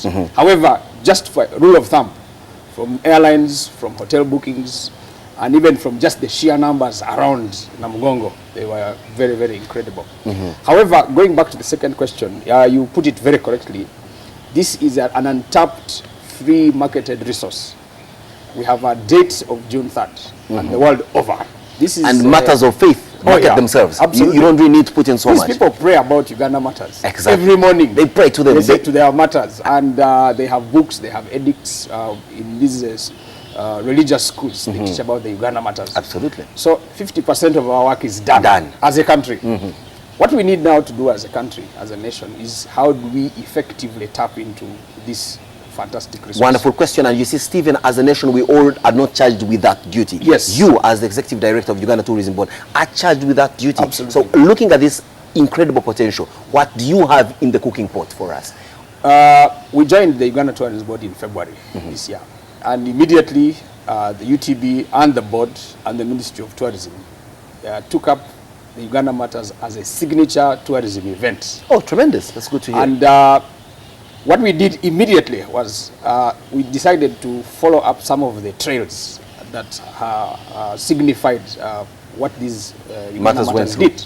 If you remember last week, we even had a Matters walk. Yes, I remember. Walking in the footsteps of the Uganda Matters. And it's incredible. You stopped short of being burnt to ashes. Absolutely. You were simulating. I had to talk to my insurer in case of anything. Because anyone lights, puts you ablaze. But what is very interesting, Simon, is that the story behind these Uganda Matters is incredible. And I had never walked it myself. I walked it on Sunday, 10 kilometers, and we had about 800 people. 800 people? Yes, we actually... And they were doing this for historical purposes. We worked for a cause. What was that cause and how much did you raise? We were raising money for children suffering from heart disease and who didn't have money. So we put this thing on social media, on Facebook, on the newspapers. The media was fantastic, NTV was fantastic. But for me, what was very significant was the fact that the story behind what some of these guys did, and then the facilities where these shrines are based, opened my eyes to really some huge opportunities. For revamping especially. Absolutely. Because some of these facilities are in slum areas. Some of the shrines are really surrounded by very, St. Badi Kudembe's point in Owino Market down there. There is this almost unmarked place in Munyonyo where another one died. Yes. You know? Yeah. So I think so you talked about earlier about the fact that so there are two things. One is the June the 3rd, which is the as a date. This is like the climax. You know, when the real pilgrims passed on and the commemorative date, so to speak. However, at Uganda Tourism Board, we have now decided to call it a Uganda Matters Week. Because if you remember, people take time to walk from wherever, and then they, walk just in time to get to the on site. 3rd June, yes. But if you notice, Simon, a lot of that are really, if I was to use the structure of a pyramid, usually the layman, the walking types, and so we need to think of how do we accommodate that huge influx, first of all. But secondly, attract people who are not the lay big people. spenders. Yeah, because when you see people who are walking, these are people who are coming really from a point of hopelessness and they are seeking hope. But then there are those who could come to pay pilgrimage and pay homage the fact that they have earned a lot from praying to the Ugandan Matters. I'll tell you this, Simon. Information is now coming to us that in Nigeria, the middle and top class get into their jets on Thursday and fly to Mecca to pray. Those are high spenders, but these are high spenders. They don't mind spending $1,000 a night. So what we want to do is, can we then make this not just a June the 3rd event, but a daily event? If we have every day conferences, of the year, you and me can actually go and have a trail. We've actually trained tour guides to take people through the trail. So that it happens every single day of the year. Absolutely. That if I'm here for a conference in Uganda and I know about the Uganda Matter, just like if I showed up in Rome for anything, any day, I would obviously want to pay tribute to St. Peter's Basilica and go and walk the square and possibly even wait for a Sunday to go and have Holy Communion in there. Is that something you're also putting in place for the Uganda Matters? So that when someone comes here in, say, February for a conference, it ends at 3 p.m. on a Friday, but their flight is the next day on Saturday at 7 a.m. That between 3 p.m. on Friday and 7 a.m. the next morning, they possibly have visited this, because this is not outside Kampala, it's within reach. It's in 1 hour, you can have covered all the trails. Because we actually walked from Old Kampala Secondary School. We did the trails around the St. Balikudembe, the whole box. It took us 1.5 hours to walk. Now we can actually do border rides. Oh, tremendous. Yes, and there is now a border tours. Yes, exactly. We can also do by car. Even school tours, because children do not, we need to inculcate this. We need to put this in our curriculum, we need to put it in our embassies. Every one of us should be a part of this. And by the way, but Stephen, you are here with wonderful ideas and hinging only around June the 3rd. I'm sure you have even grander ideas for the greater tourism potential that this country have. And these are very high sounding and well articulated points. But I would want to put it to you. What confidence should I and the viewers who are watching us have in you and your board in executing these very wonderful plans? Because many times we have this great Vision 2040, we've got Bonabaga, all these things just fall down like a pack of cards. People who are charged with this never deliver on their job. NADS was such an incredibly well-written program. Now we see the kind of problems it faces, and yet it had people who articulate these points as articulately as you're doing. So what confidence should we have in Stephen Asim?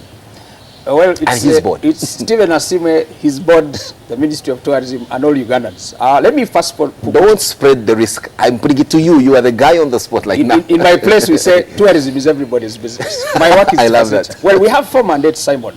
The first one is marketing and promotion of Uganda's tourism. Our first task right now is to make sure that we have a vibrant domestic tourism product. I love that. Vibrant domestic tourism product. Now, Uganda is so rich that every place you step, there is something to sell. We have the best weather on earth. We have the best soils. The best soils. The best people. You know, just look at Simon and you see Uganda. The best people don't believe that. I'm not that very nice person. I'll give you a very interesting thing. Last night, we were so busy yesterday coordinating. We had a group from Kenya Tourism Board and Rwanda Tourism Board. These guys, in the evening, we had a dinner and they said, we have never seen so many people outside a football match. Than what we have seen. Exactly. They said, this is incredible. And they must have been saying, and what are you doing to tap into that? Well, we had some very interesting ideas to discuss. But you see, airlines tapped into this, hotels tapped into these, transport companies. So these are opportunities as far as I'm concerned. Again, my question, Stephen, what trust can we have in you to deliver this kind of well-articulated roadmap success? I am promising that together with every institution, and I am very confident that the team we have at the Uganda Tourism Board has the capacity and the ability to improve and grow the Uganda's tourism performance.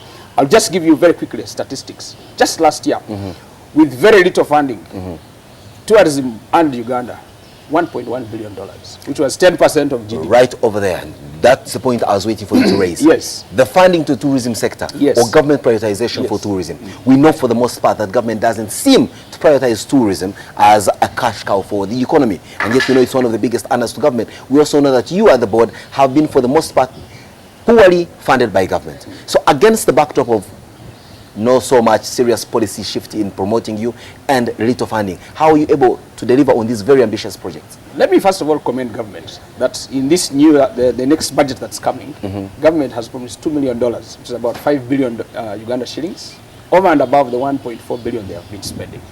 So that's about 3.4. Yeah, it's almost 5-6 times more than they've been spending. So that is step one. Number two. Someone could say, oh, Stephen now gets into a big cookie jar and he's now going to enjoy himself. And No. Very clean. But, I mean, seriously, we have more funding. Number two, from the time I joined UTB with the new team in February, we had a very successful expo in Berlin. Okay. For the first time, we had very, very organized expo, well-funded, timely. We came 5th on the continent. And this is not a story that did play out in the local media here, where I think I am one of the players. I didn't get to pick that. Well, it was there, but I think that day you probably must have been out. It shouldn't be an occasion of just one day. I mean, we should harp about this. I mean, just like you hear, someone wins one award. I won one little international award in 2004, but every time I am speaking, I always start by saying, award-winning journalist. I mean, clearly, you should also be saying 5th place exhibit. I mean, this is something that you should harp on every day, because not everybody. Since I have the opportunity, we are award-winning UTB. Exactly. Made history. That should continue to be on your list. We came 5th in Berlin. We were well exhibited. We had exhibitions with a joint exhibition with Kenya and Rwanda under the tripartite agreement. The tourist visa is working. We had another successful meeting in Indaba in South Africa a few weeks ago. We exhibited at the London Investment Conference. We've just returned from a Scandinavian trip where we went to Sweden, to Norway, to Denmark and Belgium. In all these other people, you know, I mean, cynics would say Stephen is looking out for opportunities on a per diem. What do we get back? I mean, do you see a wave of people coming after you have visited them, after you've exhibited? Do you see a heightened increase, awareness of Uganda beyond Idi Amin? Yes. Do you see a desire to come down here? Do you see people paying more tribute to the fact that they need to come here, especially in the wake of international condemnation over things like the anti-homosexuality bill and things like that that seem to taint Uganda in bad light? You see, Simon, in the last 5 years, tourism has been growing by 20%. So there's a trend. Number two, the numbers have also been growing. 3, there's something about this country. 50% of the people who come are actually referrals. Simon comes to Uganda, has a fantastic experience, goes back to office and says, you know, this is the place to be. The plus place to visit. I mean, you just have to be there. Wonderful there. But now, Stephen, time is not on our side. I'm really sorry for interrupting you. But many times you attract these huge numbers of people, big spenders, and they come here, and what do they find? Poor facilities. let's not mince our words here. Yes, we're a great country and all that, but when you go to some of our lodges, they don't meet the basic tenets, especially if you compare with neighboring Kenya or even Rwanda that is just, you know, waking up from the ashes of devastation. What are you doing to ensure that when people come here, they find the right facilities that will resonate with what they want? Thank you. It goes back to our mandate. Number one, marketing and promotion. Number two, we are mandated to promote tourism investment. And I'm appealing to our middle class, to our business community to come and invest in tourism because the return on investment is very high. We are going out to market. We are marketing domestically, regionally, Pan-African and international. So the numbers are going to come. Number three, we are mandated with quality assurance. We want to grade our hotels. We want to make sure we have best practices. We are moving into human resource. Because just yesterday, your friend Amos Wekesa did visit. He went as a normal tourist system, not as a tour operator, to some little establishment in Windy, and he realized that they were charging an arm and leg for a facility that can be best described as a pit latrine. I mean, clearly for me, that was a shame on our part. So that quality assurance, how much teeth do you have to bite people who are in there to milk tourism, but not putting in enough to up their facilities? This morning alone, just today, our teams are going out, quality assurance. We have assessors, we have trained people. Come June, when the budget is out, July, we are moving out full scale. We are going to grade hotels, restaurants, tourist facilities. We are going to come out on best practices. But you see, Simon, tourism is a huge animal. On the one hand, you have the marketing. On the other hand, you have facilities. Then you need human resource, capacity building. Government, through the World Bank, is putting in $12 million to revamp the Hotel Tourism and Training Institute in Jinja. Oh, tremendous. Yes, we want to compete with the best of the best. So that our waiters and waitresses don't have to necessarily go and train in Utah or get graduates from there. Our trip to Scandinavia was not just marketing. We met with some of the best hotel training institutes, and they have said they are coming with funding from Danida.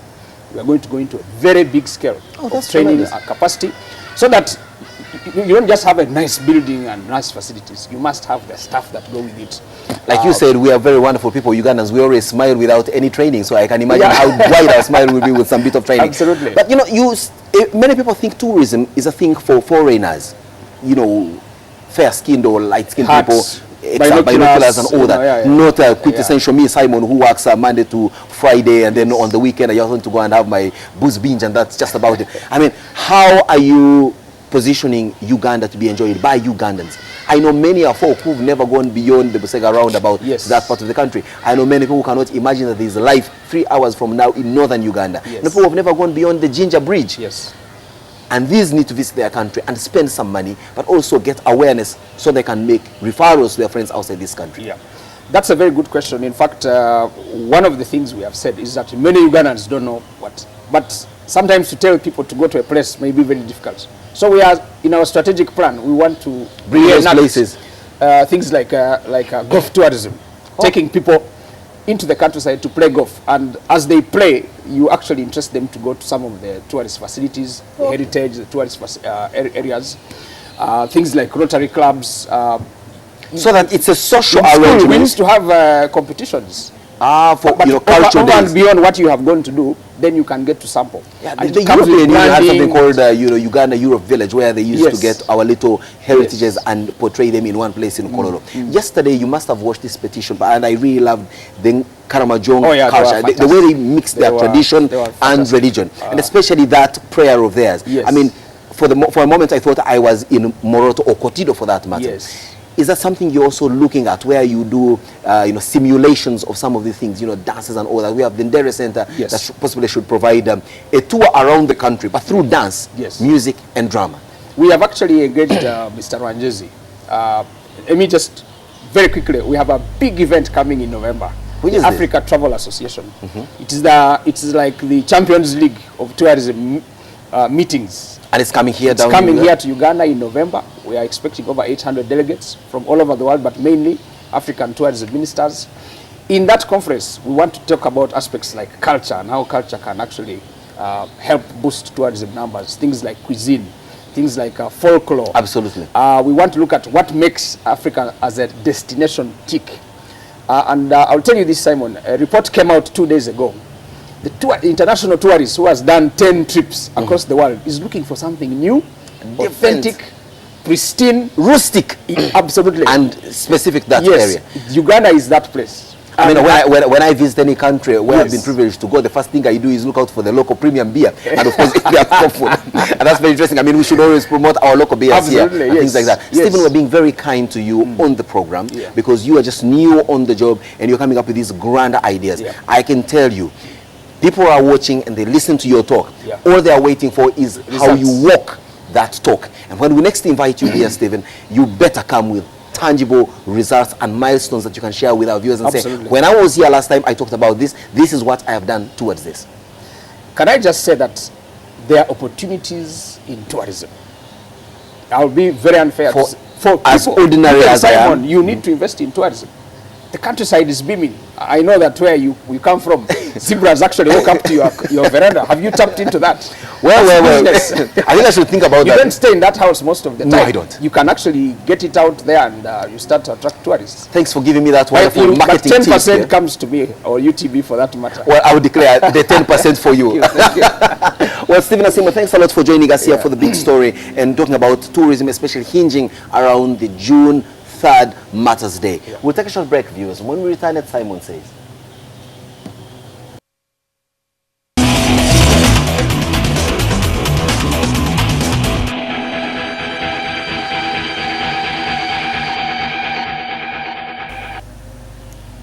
Many a time, we're always whinging and grappling with where can we find an opportunity, one, to invest or even earn a quick buck.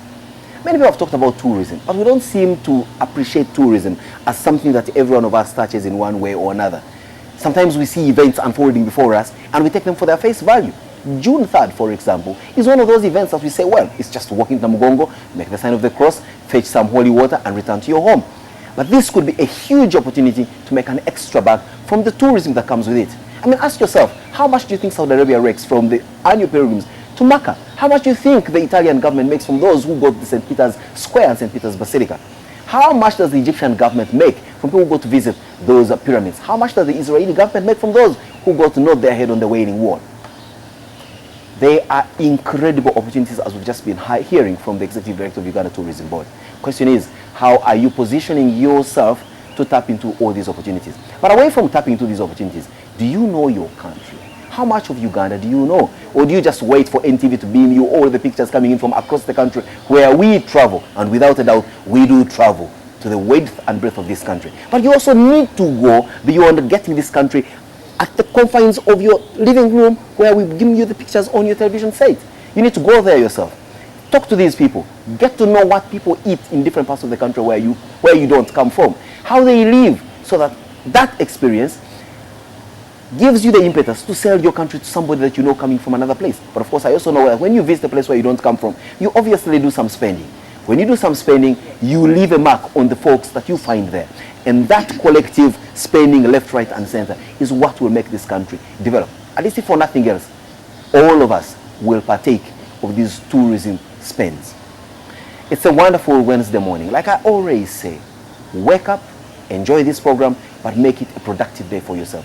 It's the collective sum of production between you, myself, and all the other people that will propel this country to greater heights.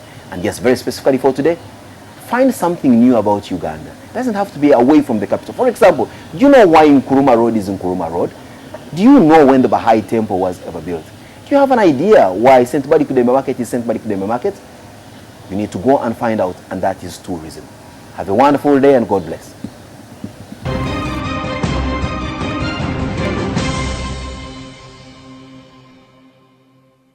You can bring everybody in parliament as long as they can wake up and vote for the NRM. As long as the voters exercise their rights to elect their leaders, there was no need for term limits in Uganda. I know him.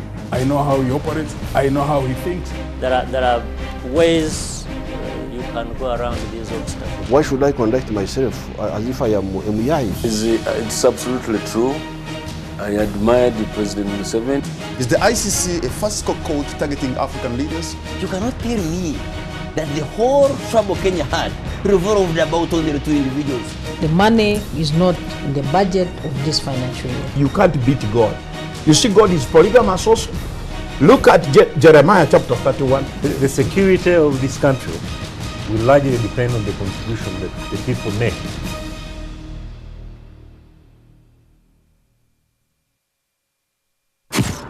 A wife who you got through the office will be very insecure about you working in another place. Always hunt up, don't hunt down. You mean what? Go after your superior? How dare you suggest that when a woman is aggressed against, we should look at the person who's been aggressed against? Let the couple be. Let them sort out their issues. When they need you, then you'll come in. Prostitution is being given a new brand. All I know is that I connect people. Let's not choose to open our zips and do whatever our urge is, because I don't think that an urge is stronger than your will to say no. People attach a lot of questions, shame to HIV. I do not believe that when you wear a short dress, you should be around. Marrying a wife is like having assured sex. Anytime you come, you must have. Yes. You raise a population that has no clue how to be men. Can you bring out a quality family? I don't get married for my family. Men, every Wednesday only on NTV.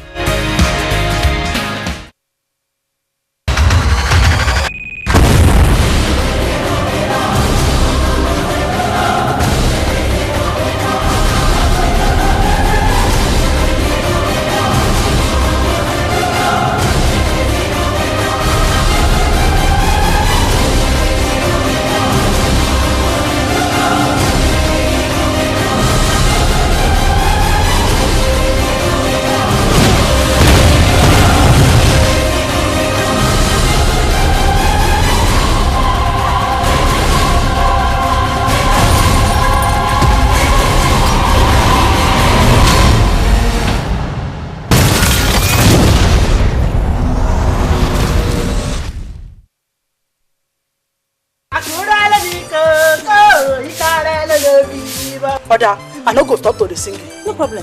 Keep singing. This singing will put you in trouble very soon. You won't believe it's the boy's father that inflicted such injury on him. Just because he stole 50 naira. 50 naira for that matter. That man should be arrested. Oh, how God. How I wish I could just see that man and give him a piece of money. Abigail, I don't care if you're chatting with Barack Obama. When you're at work, you learn how to detach yourself from that phone else to get you into trouble. Whatever. I mean, you should be happy that a pilot is asking your friend out. My brother, I learned that 3 armed robbers tried to rob a man as he came out of the bank at the junction before the express. Don't try to be the hero. You won't kill me. Do you know how long I've been waking you up quietly and you refuse to wake?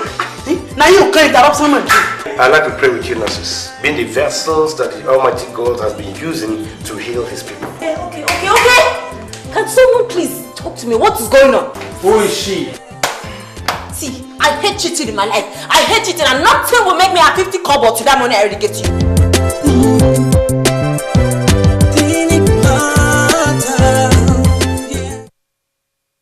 oluvannyuma lwa lutalo abaana bangi batwalibwa abekika era bulala basigadde abamu bajja ne babakima era twagende mu Lukola eyo nakasongola mu Buluri twagende mu Butale babalaaro okubuuza omwana oyo mumanyi nti mukwate obutonde obwekonkome mukwate obutonde bwa Ibora mubuteeke mu nsigo omuzungu ayogedde palamenti muyise bosi basajja omulembe guno gutuusemu n'abantu n'entondo kati waliwo n'emyaka egy'entondo waliwo yakiŋŋamba bamugamba muŋŋambe bulungi kati munkwate empola dokita buli akwata bayibuli eno ajja kusomera bintu nga ye bw'alowooza. For example, waliwo controversy yaliwo tobeera mu ssuuti ate n'oteeka mu gganduula olina kubeerako kimu kubanga okusomesezza tumaze emyaka 2 tusomesa bannayuganda eddembe lyammwe mulimanyi oluusi n'obusobozi obulina nakulabira abaganda baagala kabaka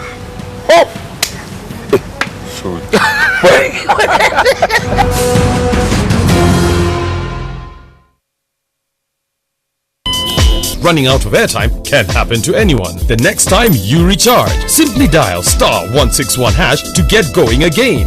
On the next episode of Destiny River. I want you to be happy, right?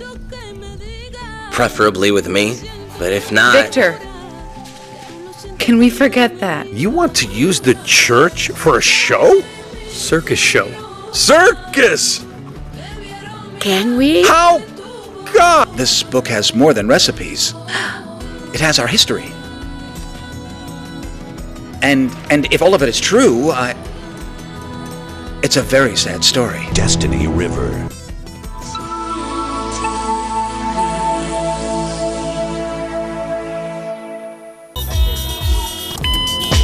At Orange, we know that running out of airtime can happen to anyone. That's why we bring you Wetase. Simply dial *161# to get going again. Convenience changes with Orange. Today changes with Orange.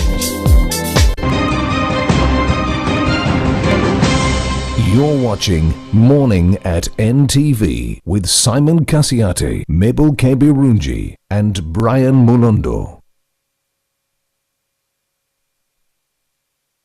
With us, we're still at the rooftop of the Kampala Serena Hotel, and I know some of us are just waking up. This feels like a Monday, but also next Monday is a public holiday, so yeah, at least this year has something good to bring for us. Yesterday we were live at Namgong, and we brought you the proceedings that went there. But also, this morning we've continued the conversation on the development of Namugongo Matters Shrine into an awesome tourist destination. And government has said, we're going to help the church redevelop and extend this into such a site so that people, not just on 3rd June of every year, go to this place, but it's going to be a continuous site for the tourism in this country.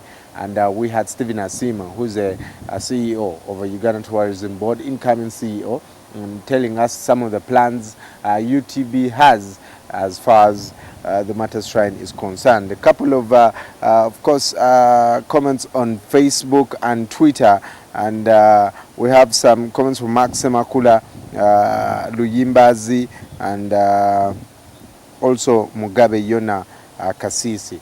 But Mabel is standing by at the NTV studios to let us know what you have commented on Facebook. Over to you, Mabel. What do people have to say? Thank you very much, Brian. And on Facebook this morning, we have Isaac saying he thinks it is a good idea. This is in regard to the big story. Since Namugongo is commonly known for the Matters Day only, it can also help the tourism industry in Uganda. Kato Moses says Namugongo is already a tourist attraction. Government only needs to rebrand and improve the face of the area. And other messages coming in this morning, we have Isaac saying, the usual suspects, good morning usual suspects, I am here in Bukasa enjoying the show and a nice presentation. And we have some of you here trying to answer some of the questions. We shall now be seeing who was born this day.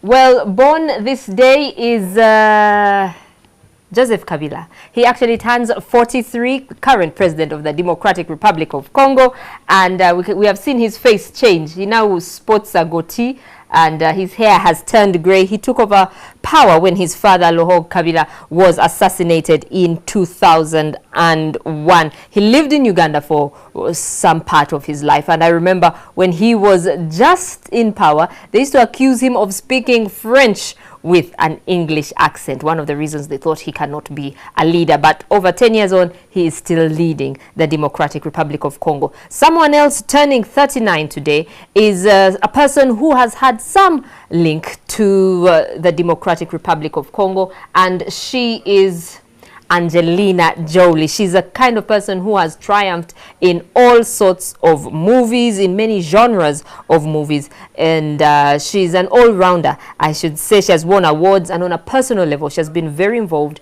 in humanitarian work, and which has taken her across the country. She has even adopted children from Africa here. She has a daughter from Ethiopia. She has a son from, I think, Vietnam, or one of the countries in Southeast Asia. Well, she turns 39 today. Happy birthday to you. If you're celebrating your birthday, remember to look forward and not look back. Just look back and maybe see where you're from, but always know this is a beautiful day, a day for you to start again. If you have not liked our Facebook page, I do not know what you're waiting for. We have lots of pictures. I came across this picture. This is actually on the NTV page, so please go and like the NTV page as well. You'll get to see pictures of what happens. Here are some of the staff members standing with Don Moen, who was in the studio, I think on Sunday. I managed to get him on JXP. Again, here are some of the shows that we have here on NTV. Brian yesterday at Namugongo as well. And we shall be crossing over to Brian right now for the Everyday Life segment. Hi, Brian. What are we talking about today? Well, Mabel, this morning on Everyday Life, and of course we know every Wednesday is a Healthy Wednesday, and we're going to talk about something that has become so popular. We've seen women who have done something to their faces, and after that, we see a purple or pink woman. What happens? What goes wrong when they apply whatever they apply on their faces? Dr. Malik, a dermatologist, is here to talk to us about the effects of bleaching. In fact, over-bleaching the skin. This is a good topic for women, so get them close to the telly this morning on Everyday Life.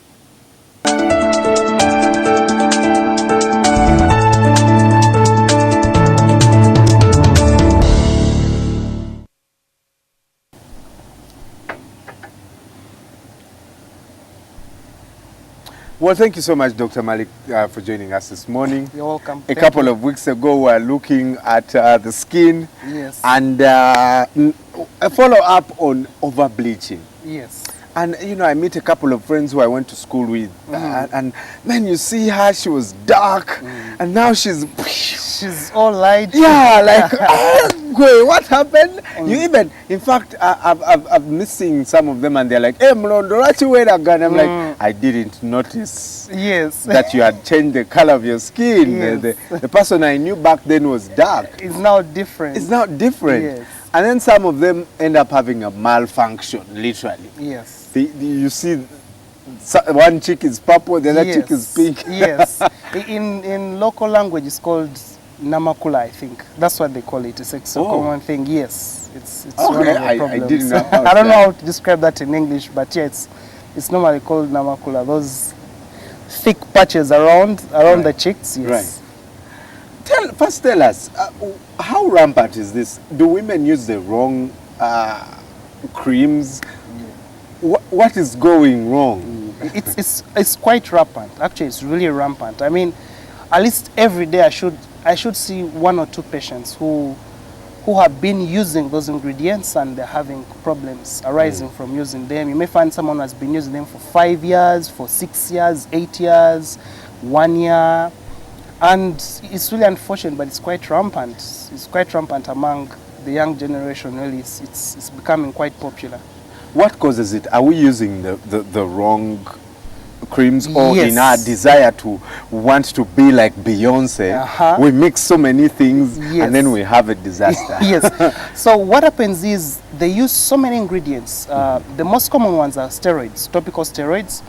So they mix topical steroids, which is medication that we actually use for treating other skin ailments. But then we also treat it for only 3 days, 5 days when we tell you to apply the topical treatment. But what happens is, downtown, so many people mix those steroids, some really potent steroids. They put them in a cream and give them to the girls that, oh, this will lighten your face, it will give you a smooth face. And that's what brings the problem. It does lighten. So they actually do lighten? Yes, they do lighten and they smooth out the skin.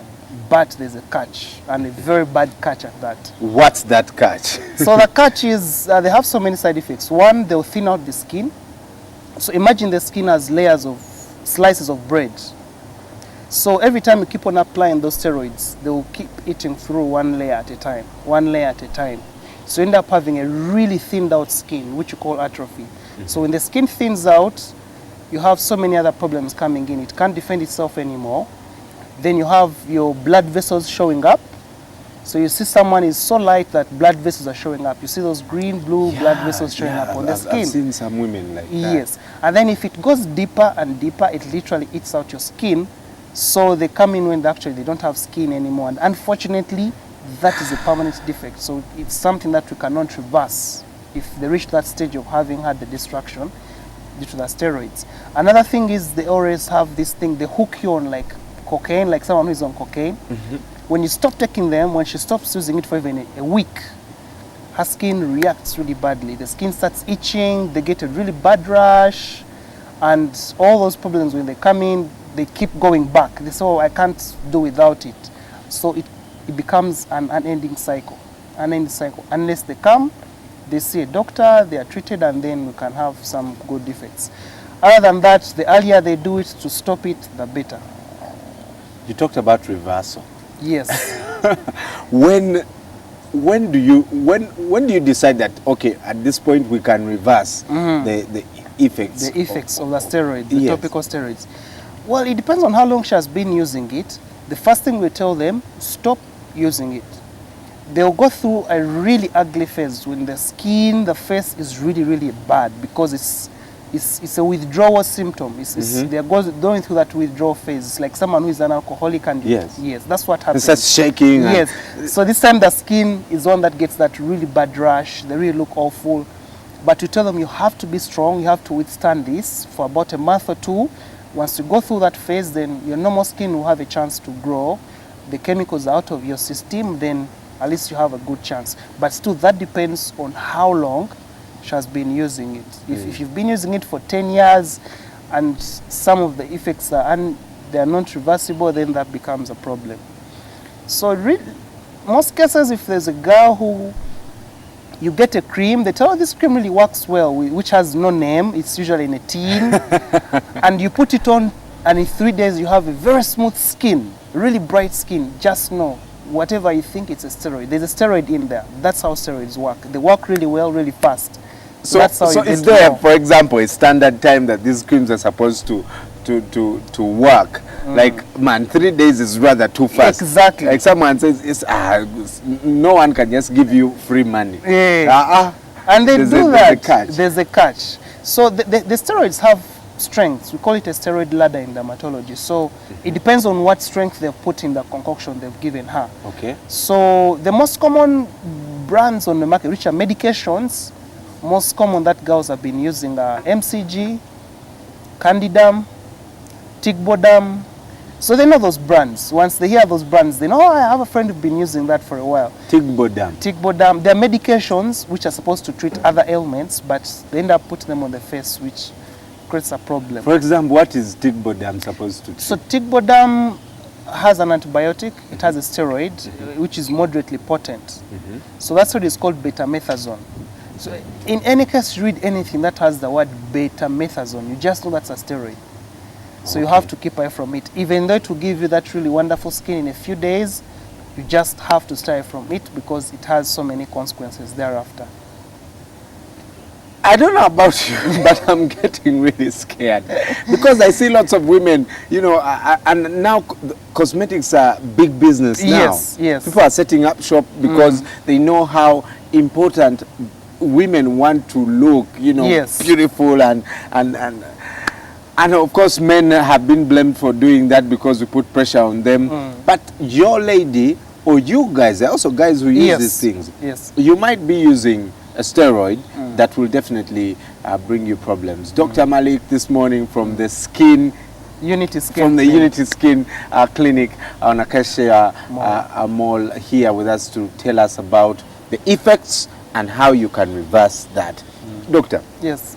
I know there are some medicated creams. Yes. And like I went to a clinic one day and they had given this woman like one that takes about 3 months plus tablets to clear the skin. Are there ones that you can actually recommend and say, for these ones, these ones will work, they'll not land you into problems? And actually the dermatologist told this lady, if you don't finish the dose, there's nothing you're going to get. The skin will still be... Will still have. I think that's many, usually 3 months, when you talk of 3 months treatment, talking of acne, that's what you use many for 3 months treatment. There are safe treatments for skin lightening, but the one thing that they have to understand, the ladies, that it has to take time. Anything that is really safe, it has to take time. So it has to take at least 3 to 4 months. Right. Don't try to yearn for something that's going to take a week to give you the good effect. It has to take time to give you a long-lasting effect in a safe way and effective way.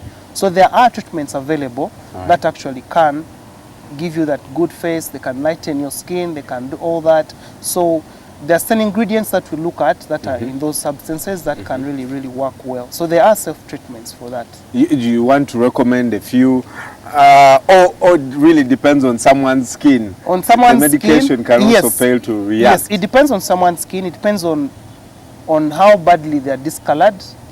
That also matters. There's another ingredient that actually really works well. It's called hydroquinone. But hydroquinone, yes, it's a very popular treatment for skin lightening, but it has to be used in extremely low concentrations. Now, what they do downtown, they get high concentrations of hydroquinone, like 4%, 5%, and they still mix in with the steroids to give that they still mix with beta-methazole. Beta-methazole. Yes, so they mix those two, then you have a disaster. So hydroquinone can do lightening, but it has to be really low concentration, which works over a longer period of time. That's one of the ingredients. Others are what we call kojic acid. So there's some that actually can really do. And if you want to lighten your skin for the ladies, protect yourself from the sun. The sun always darkens us. So the first thing you have to do is you must have a sunscreen. Actually, sunscreen will do a lot of wonders for you. It's like, in the Western region, when the girl was getting married, they first kept her in a hut. And for 1 to 2 months. Yes, she comes out when she's really, really light-skinned. Even when people travel abroad, they come back when it's a winter season, they come back when they're lighter. Yeah. It's because of the effect of the sun here in Africa. So whatever you use, as long as it has a good sunscreen, then actually you have your skin lightening naturally because it's no longer exposed to the harmful rays of the sun. Right. So that actually really works well. There's a question here. How can I effectively lighten my skin tone and complexion without using any harmful chemicals? Yes. One, sunscreen, which we've just talked about. Two is anything that has safe ingredients. There's one which is called kojic acid. There's quite a number of safe treatments actually that will do skin lightening. The main thing, don't go to a pharmacy and pick up steroids. As long as it has a steroid, always ask, does it have a steroid? If it has, stay away from it. Number two, don't get anything that is in a tin which is not labeled. 99% guarantee there's a steroid in there. And don't use anything that they tell you, this will work in a week. Just know that it has ingredients that are not safe. Dr. Malik, what is the most effective skin lightener?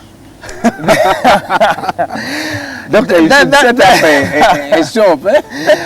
At skin lighteners, there are so many. There are so many good brands out there, really. There are quite a number of good brands, and they can find them, really. They can find some safe, good brands out there that can. All you have to do is watch out for hydroquinone. Hydroquinone and steroids. All right. Yeah, those are two things to stay away from. Okay, people are very passionate about this topic. Yes. Okay, there's another question here. Does 6% glycolic acid lotion work? 6% glycolic acid is what we call a keratolytic, meaning it actually dissolves your skin. It's what actually we use glycolic acid to do what we call a chemical peel in dermatology. At the Unity Skin Clinic, we do that actually. We use glycolic acid to do what we call a chemical peel, but use higher concentrations. What happens is it takes off that outer layer of your skin. It's just a very thin layer which has the dark pigments. For example, someone has dark spots, so glycolic acid takes them off, and then you have the inner fresher skin coming up. That's how it would really work. So if you have like dark spots, glycolic acid is also a good ingredient, can help really to clear it up. So eventually for the skin lighteners, if something has a bit of this and a bit of that in very low concentrations, that can help. That's safe enough. Glycolic acid is okay, it can be used. Right. Yes. All right, let me just turn to your comments on Facebook. Andrew Kabeje saying, bad black is a victim of over bleaching. Alfred Okero Big Fred saying, okay, someone is saying, Umeme is not in Gulu and we missed the discussion. How exactly are we to remove spots safely? And also, what is the side effect of powder ladies apply to their private parts? The effect of ladies apply powder to the private. It depends on the type of powder. It depends on the type of powder. On their private parts? Yes, it depends on the type of powder that they apply, really. Okay. But they're not so bad. It depends on the type of powder, what ingredient is in there. There's some medicated powders, so it really depends on what powder is in there. Number two, how to remove the spots. Someone talked about how to remove the spots. It depends on what caused the spots. So one way is, once you have a spot, You just give it time. Start from the sun rays would make that spot darker and darker. With over time, which is like 1 or 2 years or 3 years, it can go away. If it doesn't, what we actually do at Unity Skin Clinic is we do a chemical peel. One of the best ways to remove a spot actually is what to do a chemical peel. A chemical peel. You just have to remove that layer of dead cells where those dark spots are to really give you a good glow. And then we would give you ingredients that have the safe ingredients to basically only target those spots to remove that excess melanin, the dark pigment that was dispersed. Now, there are so many questions. Unfortunately, we're out of time. Doctor, I'll give you some of the questions. You will come back. They can go on the Facebook website, Unity Skin Clinic. Unity Skin Clinic and on ask Facebook. all the questions, yes. And you can, and this has been very, very, emphasized, and I know my wife also complained about it. Some of us gave birth to really beautiful babies, and this is Linda, Laura, and Achtende. But we have stretch marks that are really uncomfortable. Stretch marks are treatable. Fortunately, they are treatable now. Yeah. At Unity Skin Clinic, we have what we call a laser machine, fractional laser, which is a new treatment. I think we're the only ones who have it around East Africa. Wow. It's a new treatment that we can use actually to effectively treat stretch marks. And they disappear. They disappear, like 70 to 80% improvement. Wow. Other than that, stretch marks would go by themselves. Yeah. Within 1 or 2 years after giving birth. What? They will go. But if they don't want to wait, then we can give certain treatments for that. Dr. Malik, always a pleasure to see you. Thank you so much. I'm telling you, we are going to take our cameras to Unity Skin Clinic and see what happens, since some of this stuff happens. Yes. But obviously, our ladies want to look good. But what do you do when you're faced with that? A purple and pink woman. We call them Fanta Coca-Cola women. Yes, Fanta Coca-Cola. And some of these, the knuckles have black spots, and yet here it's all orange. It's a disaster. Yes. Yeah, you can contact Dr. Malik on Acacia Mall, and he's a dermatologist at Unity Skin Care Clinic. And have yourself sorted out. Thank you so much for coming. Thank you so much. Isma is standing by this morning. Isma, 8 days to the World Cup. Any good stuff that we should look forward to? Sadly, this morning we talk about the allegations of corruption against Qatar. It's nothing related to the World Cup. It's something as close. And also, Colombia won't have one of the best strikers in world football. Radamel Falcao will not be going to the World Cup. And then so many other stories, including the French Open, where the sensation that Gabriel Muguruza has been was ended yesterday by Maria Sharapova. I tell you why I think Sharapova will win when we get back.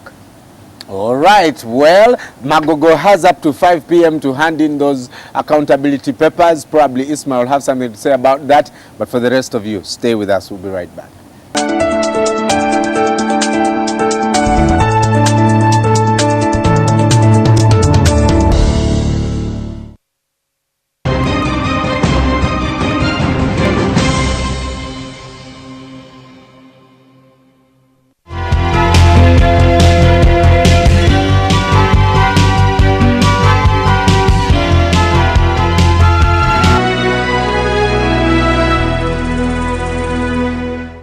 Sunlight adds fabric conditioners to washing powder to give you Sunlight 2-in-1 for sensational cleaning and fragrance that lasts and lasts and lasts.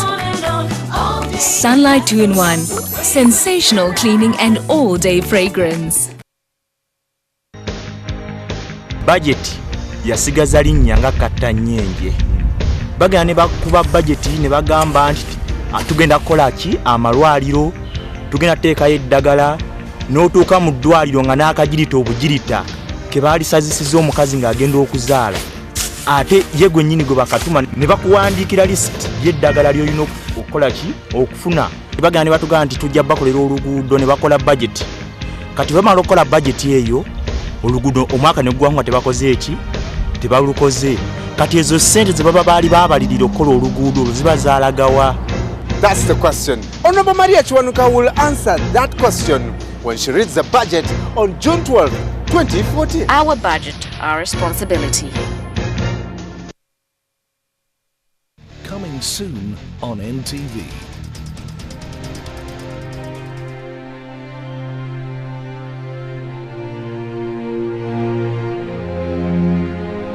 A tale of two families. I would very much want to thank everybody who is behind the Braganza estate. Bound by friendship. Torn apart by love. Hi, Gordo. Consumed by greed. A man's courage is not measured by how many guns he owns or about how many people are frightened of him. Stay down! Stay down! An epic retelling of the most successful Philippine drama series of all time.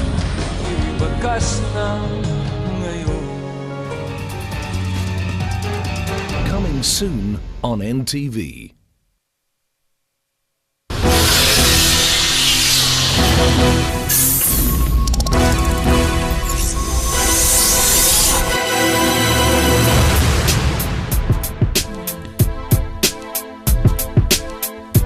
Follow the beat, follow the beat, follow the beat, follow the beat. Follow the beat. Follow the beat, follow the beat, follow the beat, follow the beat. Follow the beat. Follow the beat, follow the beat. Follow the beat. Follow the beat, follow the beat, follow the beat, follow the beat. Follow the beat.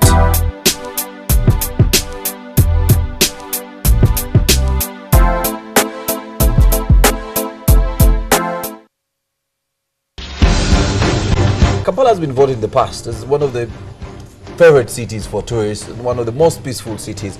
That is something that is changing. Kale Kaihura, the Inspector General of Police, and President Yoweri Museveni, their alliance, they can only crack down or stop individual strikes and individual demonstrations. But I don't think they can stop the growth of militancy.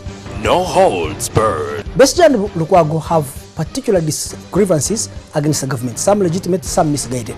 What should the police do? Of course, the police has to intervene, A, to protect the power of President Yoweri Museveni and the NRM from disruption by Besigye and Lukwago, but B, also, never forget this, to protect those ordinary people whose property gets destroyed. I want to ask that many think that they've actually been frustrated. Opposition parties in Africa do not tend to be constructed around policy differences. FDC lacks a glue to hold its coalition of different power-hungry individuals together. Incisive. You see, the NRM is more divided internally than the FDC. The advantage with the NRM is it has political power. Analytical. I think that one of the best organized political parties in Uganda is the PPP, the People's Progressive Party with Dan Sali. This idea that everybody is telling around the world that Africans are poor and they cannot contribute to their own political and social emancipation is crap. In fact, I think that the opposition parties in Uganda have to win an election in an unfair and unleveled ground. Newsnight with Andrew Mwenda.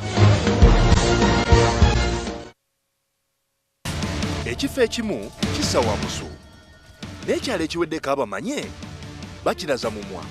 Tugenda kutuuka gy'oli oyogere naffe ebikwata ku kyalo kyo, embeera mw'okolera, ebyobufuzi, ebyobulamu n'ensonga endala nnyingi. Ebyogerwa tebiyita. Tuusa eddoboozi lyo, yogera naffe buli lwakuna butereevu ku NTV akawungeezi.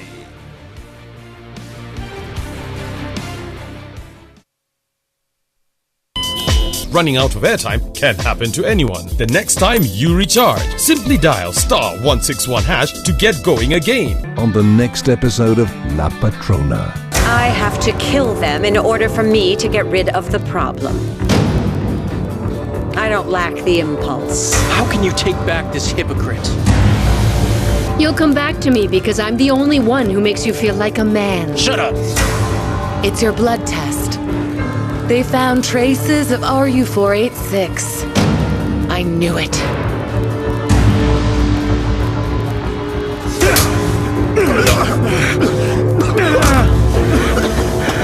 Then that makes us enemies. They just had lost Tiger at the hands of his daughter, the murderer, Gabriela Suarez. Now that's enough, Guerra.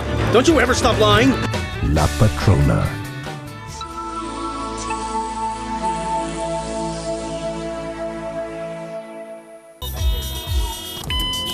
At Orange, we know that running out of airtime can happen to anyone. That's why we bring you Wetase. Simply dial *161# to get going again. Convenience changes with Orange. Today changes with Orange.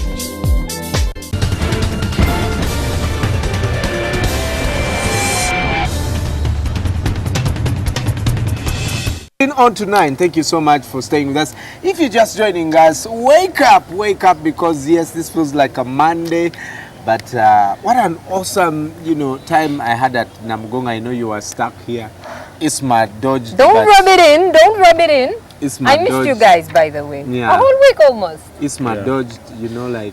on yesterday. Like Isma dodged, eh?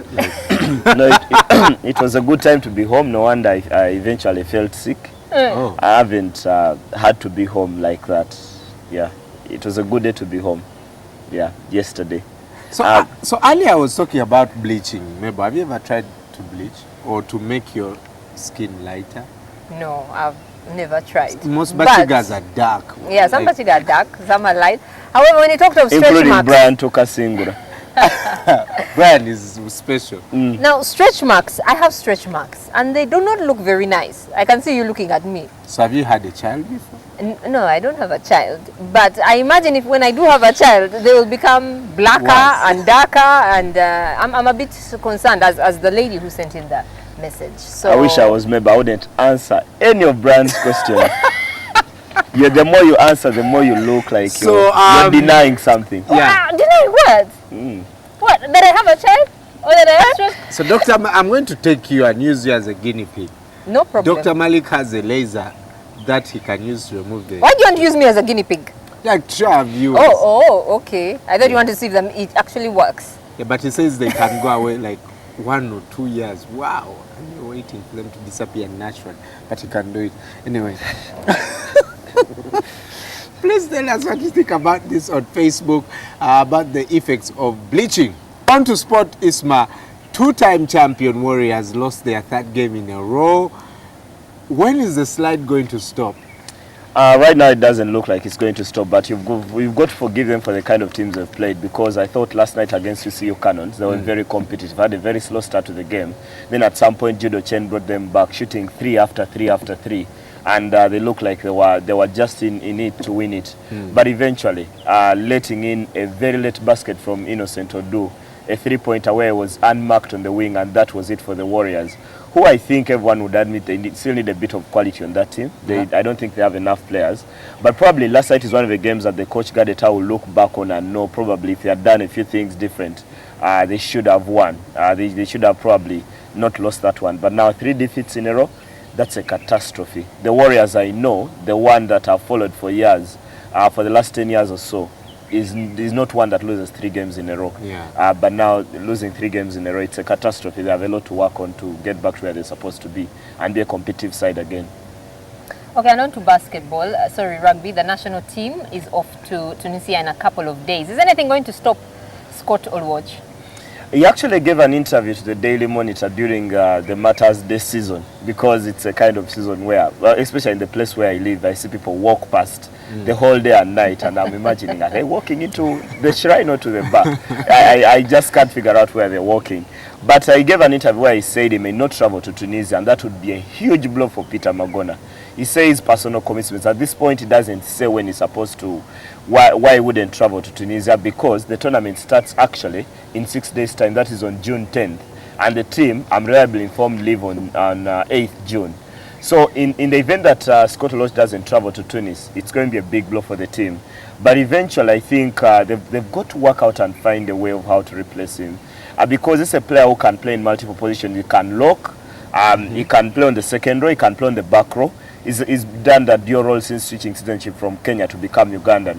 But if he didn't travel, he's one of the most experienced players in this team. He's 28. He's a winner. He's been a champion in each of the last 7 years, because every club he goes to has to win, because he's that good a player. So if they don't have him in Tunis, I'll be very, very worried. I hope Olwatch finally finds a way to juggle the 2 schedules and then eventually travel to Tunisia for that Africa Cup, which is, for me, the most important tournament Uganda has played in about 5 or 6 years, because they dropped last year from Tier 1A to Tier 1B. Now they need to get back to that one where they can get a lot of IRB funding to develop the game here. Right. Well, let's pray for them. But man, those Tunisians beat us here. Yeah, I remember. I watched that game. I was so disappointed. You remember the final score? 41-17. They embarrassed us. They are very tall. They are giants. Tall and big. Somehow are short and fat. And the things were not adding up. Well, one of the things I will always blame the union for that day is opting to play the game at 3 p.m. in the sun. Yet the Tunisians are more comfortable in those conditions. The final score was 41-17. I sat alone on those benches and I thought to myself, why did I come here? The music compensated somehow, you know. Thank God. No, and actually rugby club offers a lot of optical nutrition, so. Yeah, I kind of, you know, like, come on now. Devastated. I was not married yet, so education was definitely the best solution. But on to French tennis. Djokovic is through to the finals. To the semi-finals. To the semi-finals. Nadal is playing later today. How close are we to the finals? How close are we having to a Djokovic-Nadal final? Yeah. If this was one of those 8 years when Nadal was beating up everyone in France, I would say we are very close. But he has a very, very, very tough quarterfinal, and I've used very, very so many times because I think it's going to be the toughest match he's played probably at Roland Garros in some time against David Ferrer, a fellow Spaniard who they actually do train with. And this is someone who knows him a little bit too well. And actually, in the run-up to the French Open, they played, I think, a tournament in Barcelona. And Ferrer beat him in the quarterfinals at this similar stage. Of course, Nadal is a better player when it comes to Grand Slam than David Ferrer. But it's going to be a very tough match for him. If he gets past this, then I'd probably be thinking Nadal will be in the final. But I would love to think that Djokovic has done enough to get to the final, because I thought yesterday's match against the Canadian Milos Raonic was the toughest he was going to play, because Raonic has been playing that well. But now that he got past that one, I hope that he should be very comfortable in beating up Ernesto Gulbis, who has done a very fantastic tournament. He's a guy who accounted for Roger Federer, and that's the reason Roger Federer is not here. So eventually, when Djokovic meets Ernesto Gulbis tomorrow, that should be close to a walkover as Djokovic will have, and he's been playing some blinding tennis in the dirt of France. But Nadal, today, he's got to get himself dirty, because the similarity of the game between him and Ferrer is exact. They play the same way. The way Nadal fights for the ball is the way Ferrer fights. Nadal would love to play players like, for example, Federer, who don't move that much, who bank on technique. But now the amount of energy that Nadal uses is exactly what David Ferrer uses. They're going to stretch themselves. This could be a 5-setter for me. This could go on and on and on and on. Could be 5 hours of tennis. Right. Well, we'll wait what comes out. And Sharapova, any hopes for her? I think she should, if she doesn't win this, and I remember telling Bran on Monday that if she doesn't win the French Open, I'll be more disappointed than she will be. And yesterday, for a moment, I feared that she wasn't going to win, because she went to sit down against the sensation of the French Open, Gabriel Muguruza. And then Sharapova, name. Yeah, Muguruza, if you want to call her that. Sharapova came back and won 2 sets in a row to get to the semifinals. If she doesn't win this, she should be very disappointed in herself, because the hard work was done in the first week. Lina knocked out, Serena Williams knocked out, Agnieszka Radwanska knocked out, Jelena Jankovic knocked out. Why not Sharapova? She's like the only experienced person now left. And this day she's ranked number 7 in the world, which is a bit low for a player of her caliber. Yeah. But for me, the thing is that right from the start, after watching her in Madrid and Stuttgart before the French Open, I said this is the moment. She was playing that kind of tennis on the dirt. Right. Now, we're going to talk about the World Cup now, but I was talking with some friends and I came to the conclusion. World Cup, yes, we talk about it all the time, but I was thinking many people don't really feel the World Cup. This year's World Cup. And I was thinking, is it because there's no song, like Kanan's song? Or is it because we don't have The song is there, but it's too boring. Because we used to play that song everywhere. You'd hear Kanan's song. There were billboards. I don't know if it's because and Shakira too. And Shakira, yeah. And it was everywhere. But now you can't know World Cup is beginning in 8 days. I want to think that the stories that are emerging from the World Cup are not football stories. That's the reason why. Most of it is about the stadiums. And I was watching a story this morning on Sky Sports before I came here about a stadium that is going to host the opening game in Sao Paulo. And they are still putting up one of the roofs for one of the stands within the 8 days. And they're working 24 hours. Hundreds of workers work 24 hours a day just to get the World Cup ready. So I think it's unfortunate that the organization hasn't been crisp. And that is a bit of a problem for the Brazilians. It hasn't worked out the way they would want. But I promise you, Mabel, when the World Cup starts, when the football starts getting kicked, every attention will focus there. It's not because it's on a different continent, and last time it was on the African continent, and somehow we felt but people are too afraid because of the times. But I should warn you, the times are very comfortable, most of them. Most of the games will start at 7 p.m., 10 p.m. and 11 p.m. There are only a few games that will start at 3, 4 a.m. I think we have only 4 games throughout the World Cup that will start at 3 a.m. and 4 a.m. So it should be convenient for the ordinary Ugandan football But fans. also, you know, I'm so probably likely to watch the ones of 3 a.m. because I get up at 3 a.m. every morning. So yeah, I'll watch those ones before I come. Some of them will be Honduras against Costa Rica. Huh? Not Spain against Netherlands or Portugal against Germany. What are those? But it's now shocking that when I read up on, you know, Qatar, the kind of plans they have for the World Cup, beautiful plans. Now I know those Arabs will get it done. They're not like the Brazilians. They are planning to build hotels on water, you know, come 2022. But that an allegation that they paid for the World Cup. It's outrageous and probably the biggest allegation that football has ever seen. But it hasn't gone away since the start. Since the start. It has but always now, been there. it's been escalated by The Times, one of the newspapers in the UK, that came out with the story. They have millions of documents, email accounts, and money transfers from the account of the Qatar Football Federation, at the time headed by bin Hammam, who is currently banned from all football for life, former Asian vice president for football, and also former vice president at FIFA, that they paid up to $5 million to people, to presidents, to vote them as World Cup hosts. Now this is amazing. Sadly for me is that the accusations have zeroed down on Africa. That 30 of the 52 African presidents, and that is football presidents, were paid money to vote for Qatar. Do we vote? Does Uganda vote? Yes, we do. We are guilty. Now, $5 million. They are this is real money. $5 million paid to people to vote for Qatar. Now, the allegation will be proved next week because the FIFA Ethics Committee is still looking into the issue and they are conducting investigations.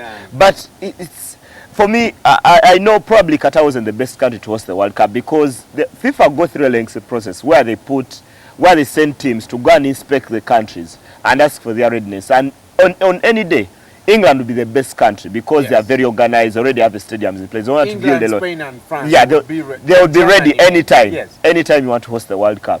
Now, because the English were bidding at the time for the 2022 edition, which weren't awarded, which went to Qatar, this story will never go up because the English really believe that everything they had in place was better than Qatar's. And actually, I was reading... When is England hosting then?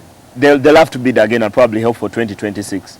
But then the thing is that I was reading an interview with David Beckham, and he said when they met many of the FIFA delegates before the Congress that voted Qatar, many of those delegates promised them that they would vote for England.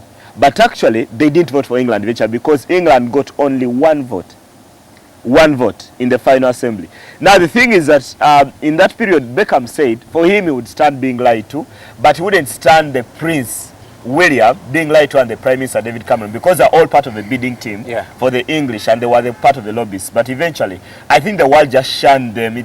I don't think even if there wasn't money, I don't think people in that FIFA Delegates Assembly would vote England. I don't think England, while they are loved for the Premier League, they are loved that much politically because the South Americans would never vote an English player, for example, for World Player of the Year. They would never. They would just go and vote Ronaldinho or anyone. If Ronaldo played 16 games like he did in 2002, they'd vote Ronaldo. Because they wouldn't care. They don't want England. They wouldn't vote them. The England have to come to terms with this. But I think this bribe was paid, honestly. But let me tell you something. Why I don't really want to blame Qatar. You mentioned Germany, France, England, and Spain. Those are the same countries that host Olympics. They host what? Barcelona was, 92. Yeah. So when would Africa, if it wasn't for Sepp Blatter last year, when it came to in 2010, when are we ever going to host? Middle East? When are we ever going to host? Oh, of course, that's the other part that FIFA have to play. It's a tough balancing act because Blatter has previously come out and said that he wanted the World Cup to go around every continent for six editions. We go to Asia like we did back in 2002, Korea and Japan, then Germany 2006, then South Africa, then Brazil. But eventually the FIFA Assembly, which has a lot of sway and has a lot of Europe in it, they voted that proposal out. And he wanted 36 countries, I think. Yeah. It increased from 32 to 36. 36. And an extra country for Africa. Yeah. Yeah, but he's just playing smart politics, Blatter, because he wants to stand again. So he has to entice Africa to vote him. I don't think he's any cleaner than all the other guys. But I also think, if Qatar paid and is going to do such stuff at the World Cup, then probably it was worth it. I can't wait. Hotel on water? Probably save to go to Qatar. 2022, I'll have the money to go to Qatar, sure. Quick comment. and I know we are running, we're stretching this, but Lampard has announced that he's leaving. Yeah. Is that a surprise? Not a surprise at all. Chelsea didn't offer him a new contract and he's been there for 13 years. Eventually he had to walk at some point. I think Chelsea fans will have a lot of memories of him because no one has scored as many goals as Frank Lampard. He did bypass Bobby Tamling as a club's record scorer. He's now has 211 goals. That's quite a feat for a midfielder. And actually for me, revolutionized the way midfielders play. Midfielders these days are demanded of goals because of the way Lampard played. He may not be easy on the eye. I don't think I appreciate him watching the things he does because it doesn't look like it's fancy or it's natural. It looks like it's something out of so many hours of training. But Chelsea wouldn't fault him for anything he's done for them. He's been a good soldier, I think. He's been a good soldier for them, yeah. Well, before we leave you, I want to remind you, Isma will be here at 1:30 p.m. with Lumansi and Alan Omumuli. Sports Bar Monday, 10:30 p.m. from... And today is not Monday, it's Wednesday. Today is not Monday. Today is Wednesday. I'm trying to understand, get it in my head. Your African proverb.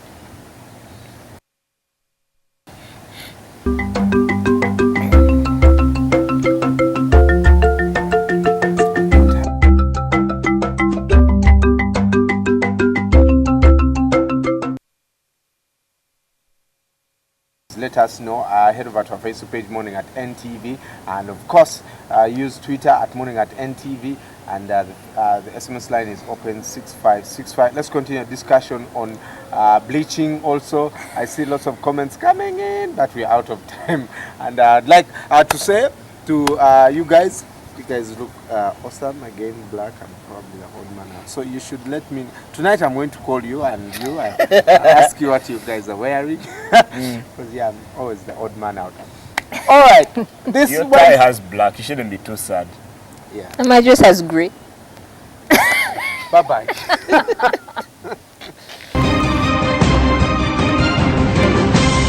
You're watching Morning at NTV with Simon Kasiate, Mabel Kebirunji, and Brian Mulondo.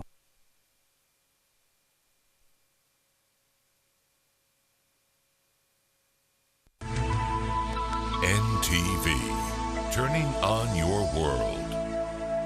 You can bring everybody in parliament as long as they can wake up and vote for the NRM. As long as the voters exercise their rights to elect their leaders, there was no need for term limits in Uganda.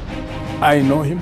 I know how he operates. I know how he thinks. There are ways you can go around these obstacles. Why should I conduct myself as if I am a Muyai? It's absolutely true. I admired the President Museveni. Is the ICC a fiscal code targeting African leaders? You cannot tell me that the whole trouble Kenya had revolved about only the two individuals. The money is not in the budget of this financial year. You can't beat God. You see, God is polygamous also. Look at Jeremiah chapter 31. The security of this country will largely depend on the contribution that the people make.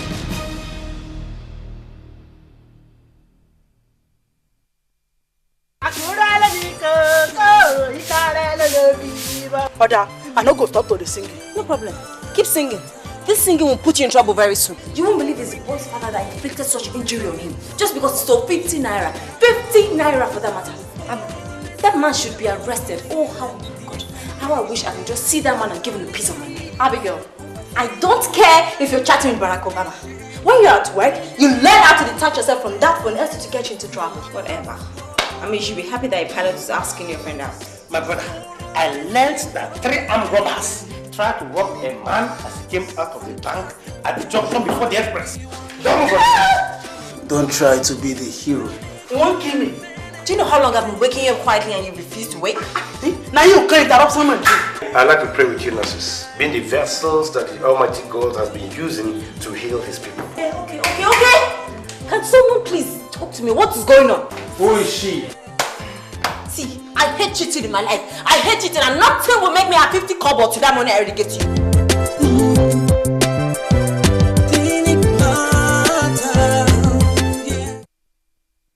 Coming soon on NTV.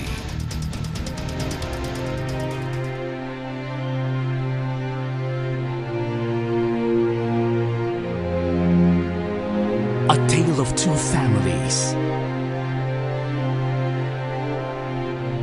I would very much want to thank everybody who is behind the Braganza estate. Well, that's us.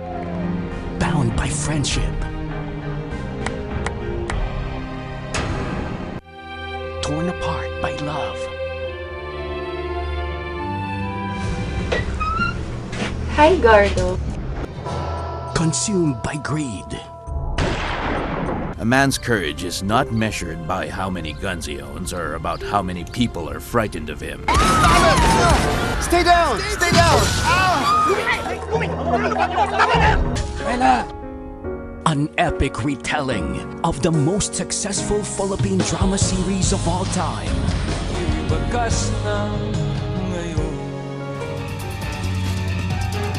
Coming soon on NTV. Running out of airtime can happen to anyone. The next time you recharge, simply dial *161# to get going again. On the next episode of Login,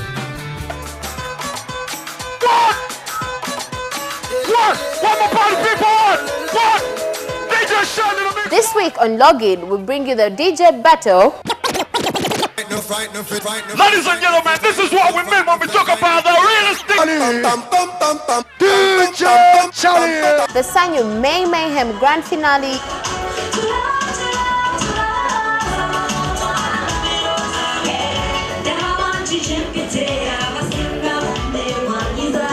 And the African Fashion Awards.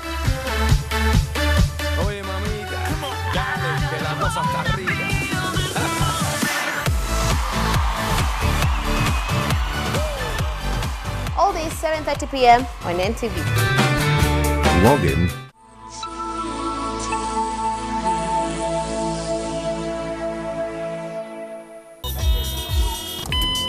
At Orange, we know that running out of airtime can happen to anyone. That's why we bring you Wetase. Simply dial *161# to get going again. Convenience changes with Orange. Today changes with Orange.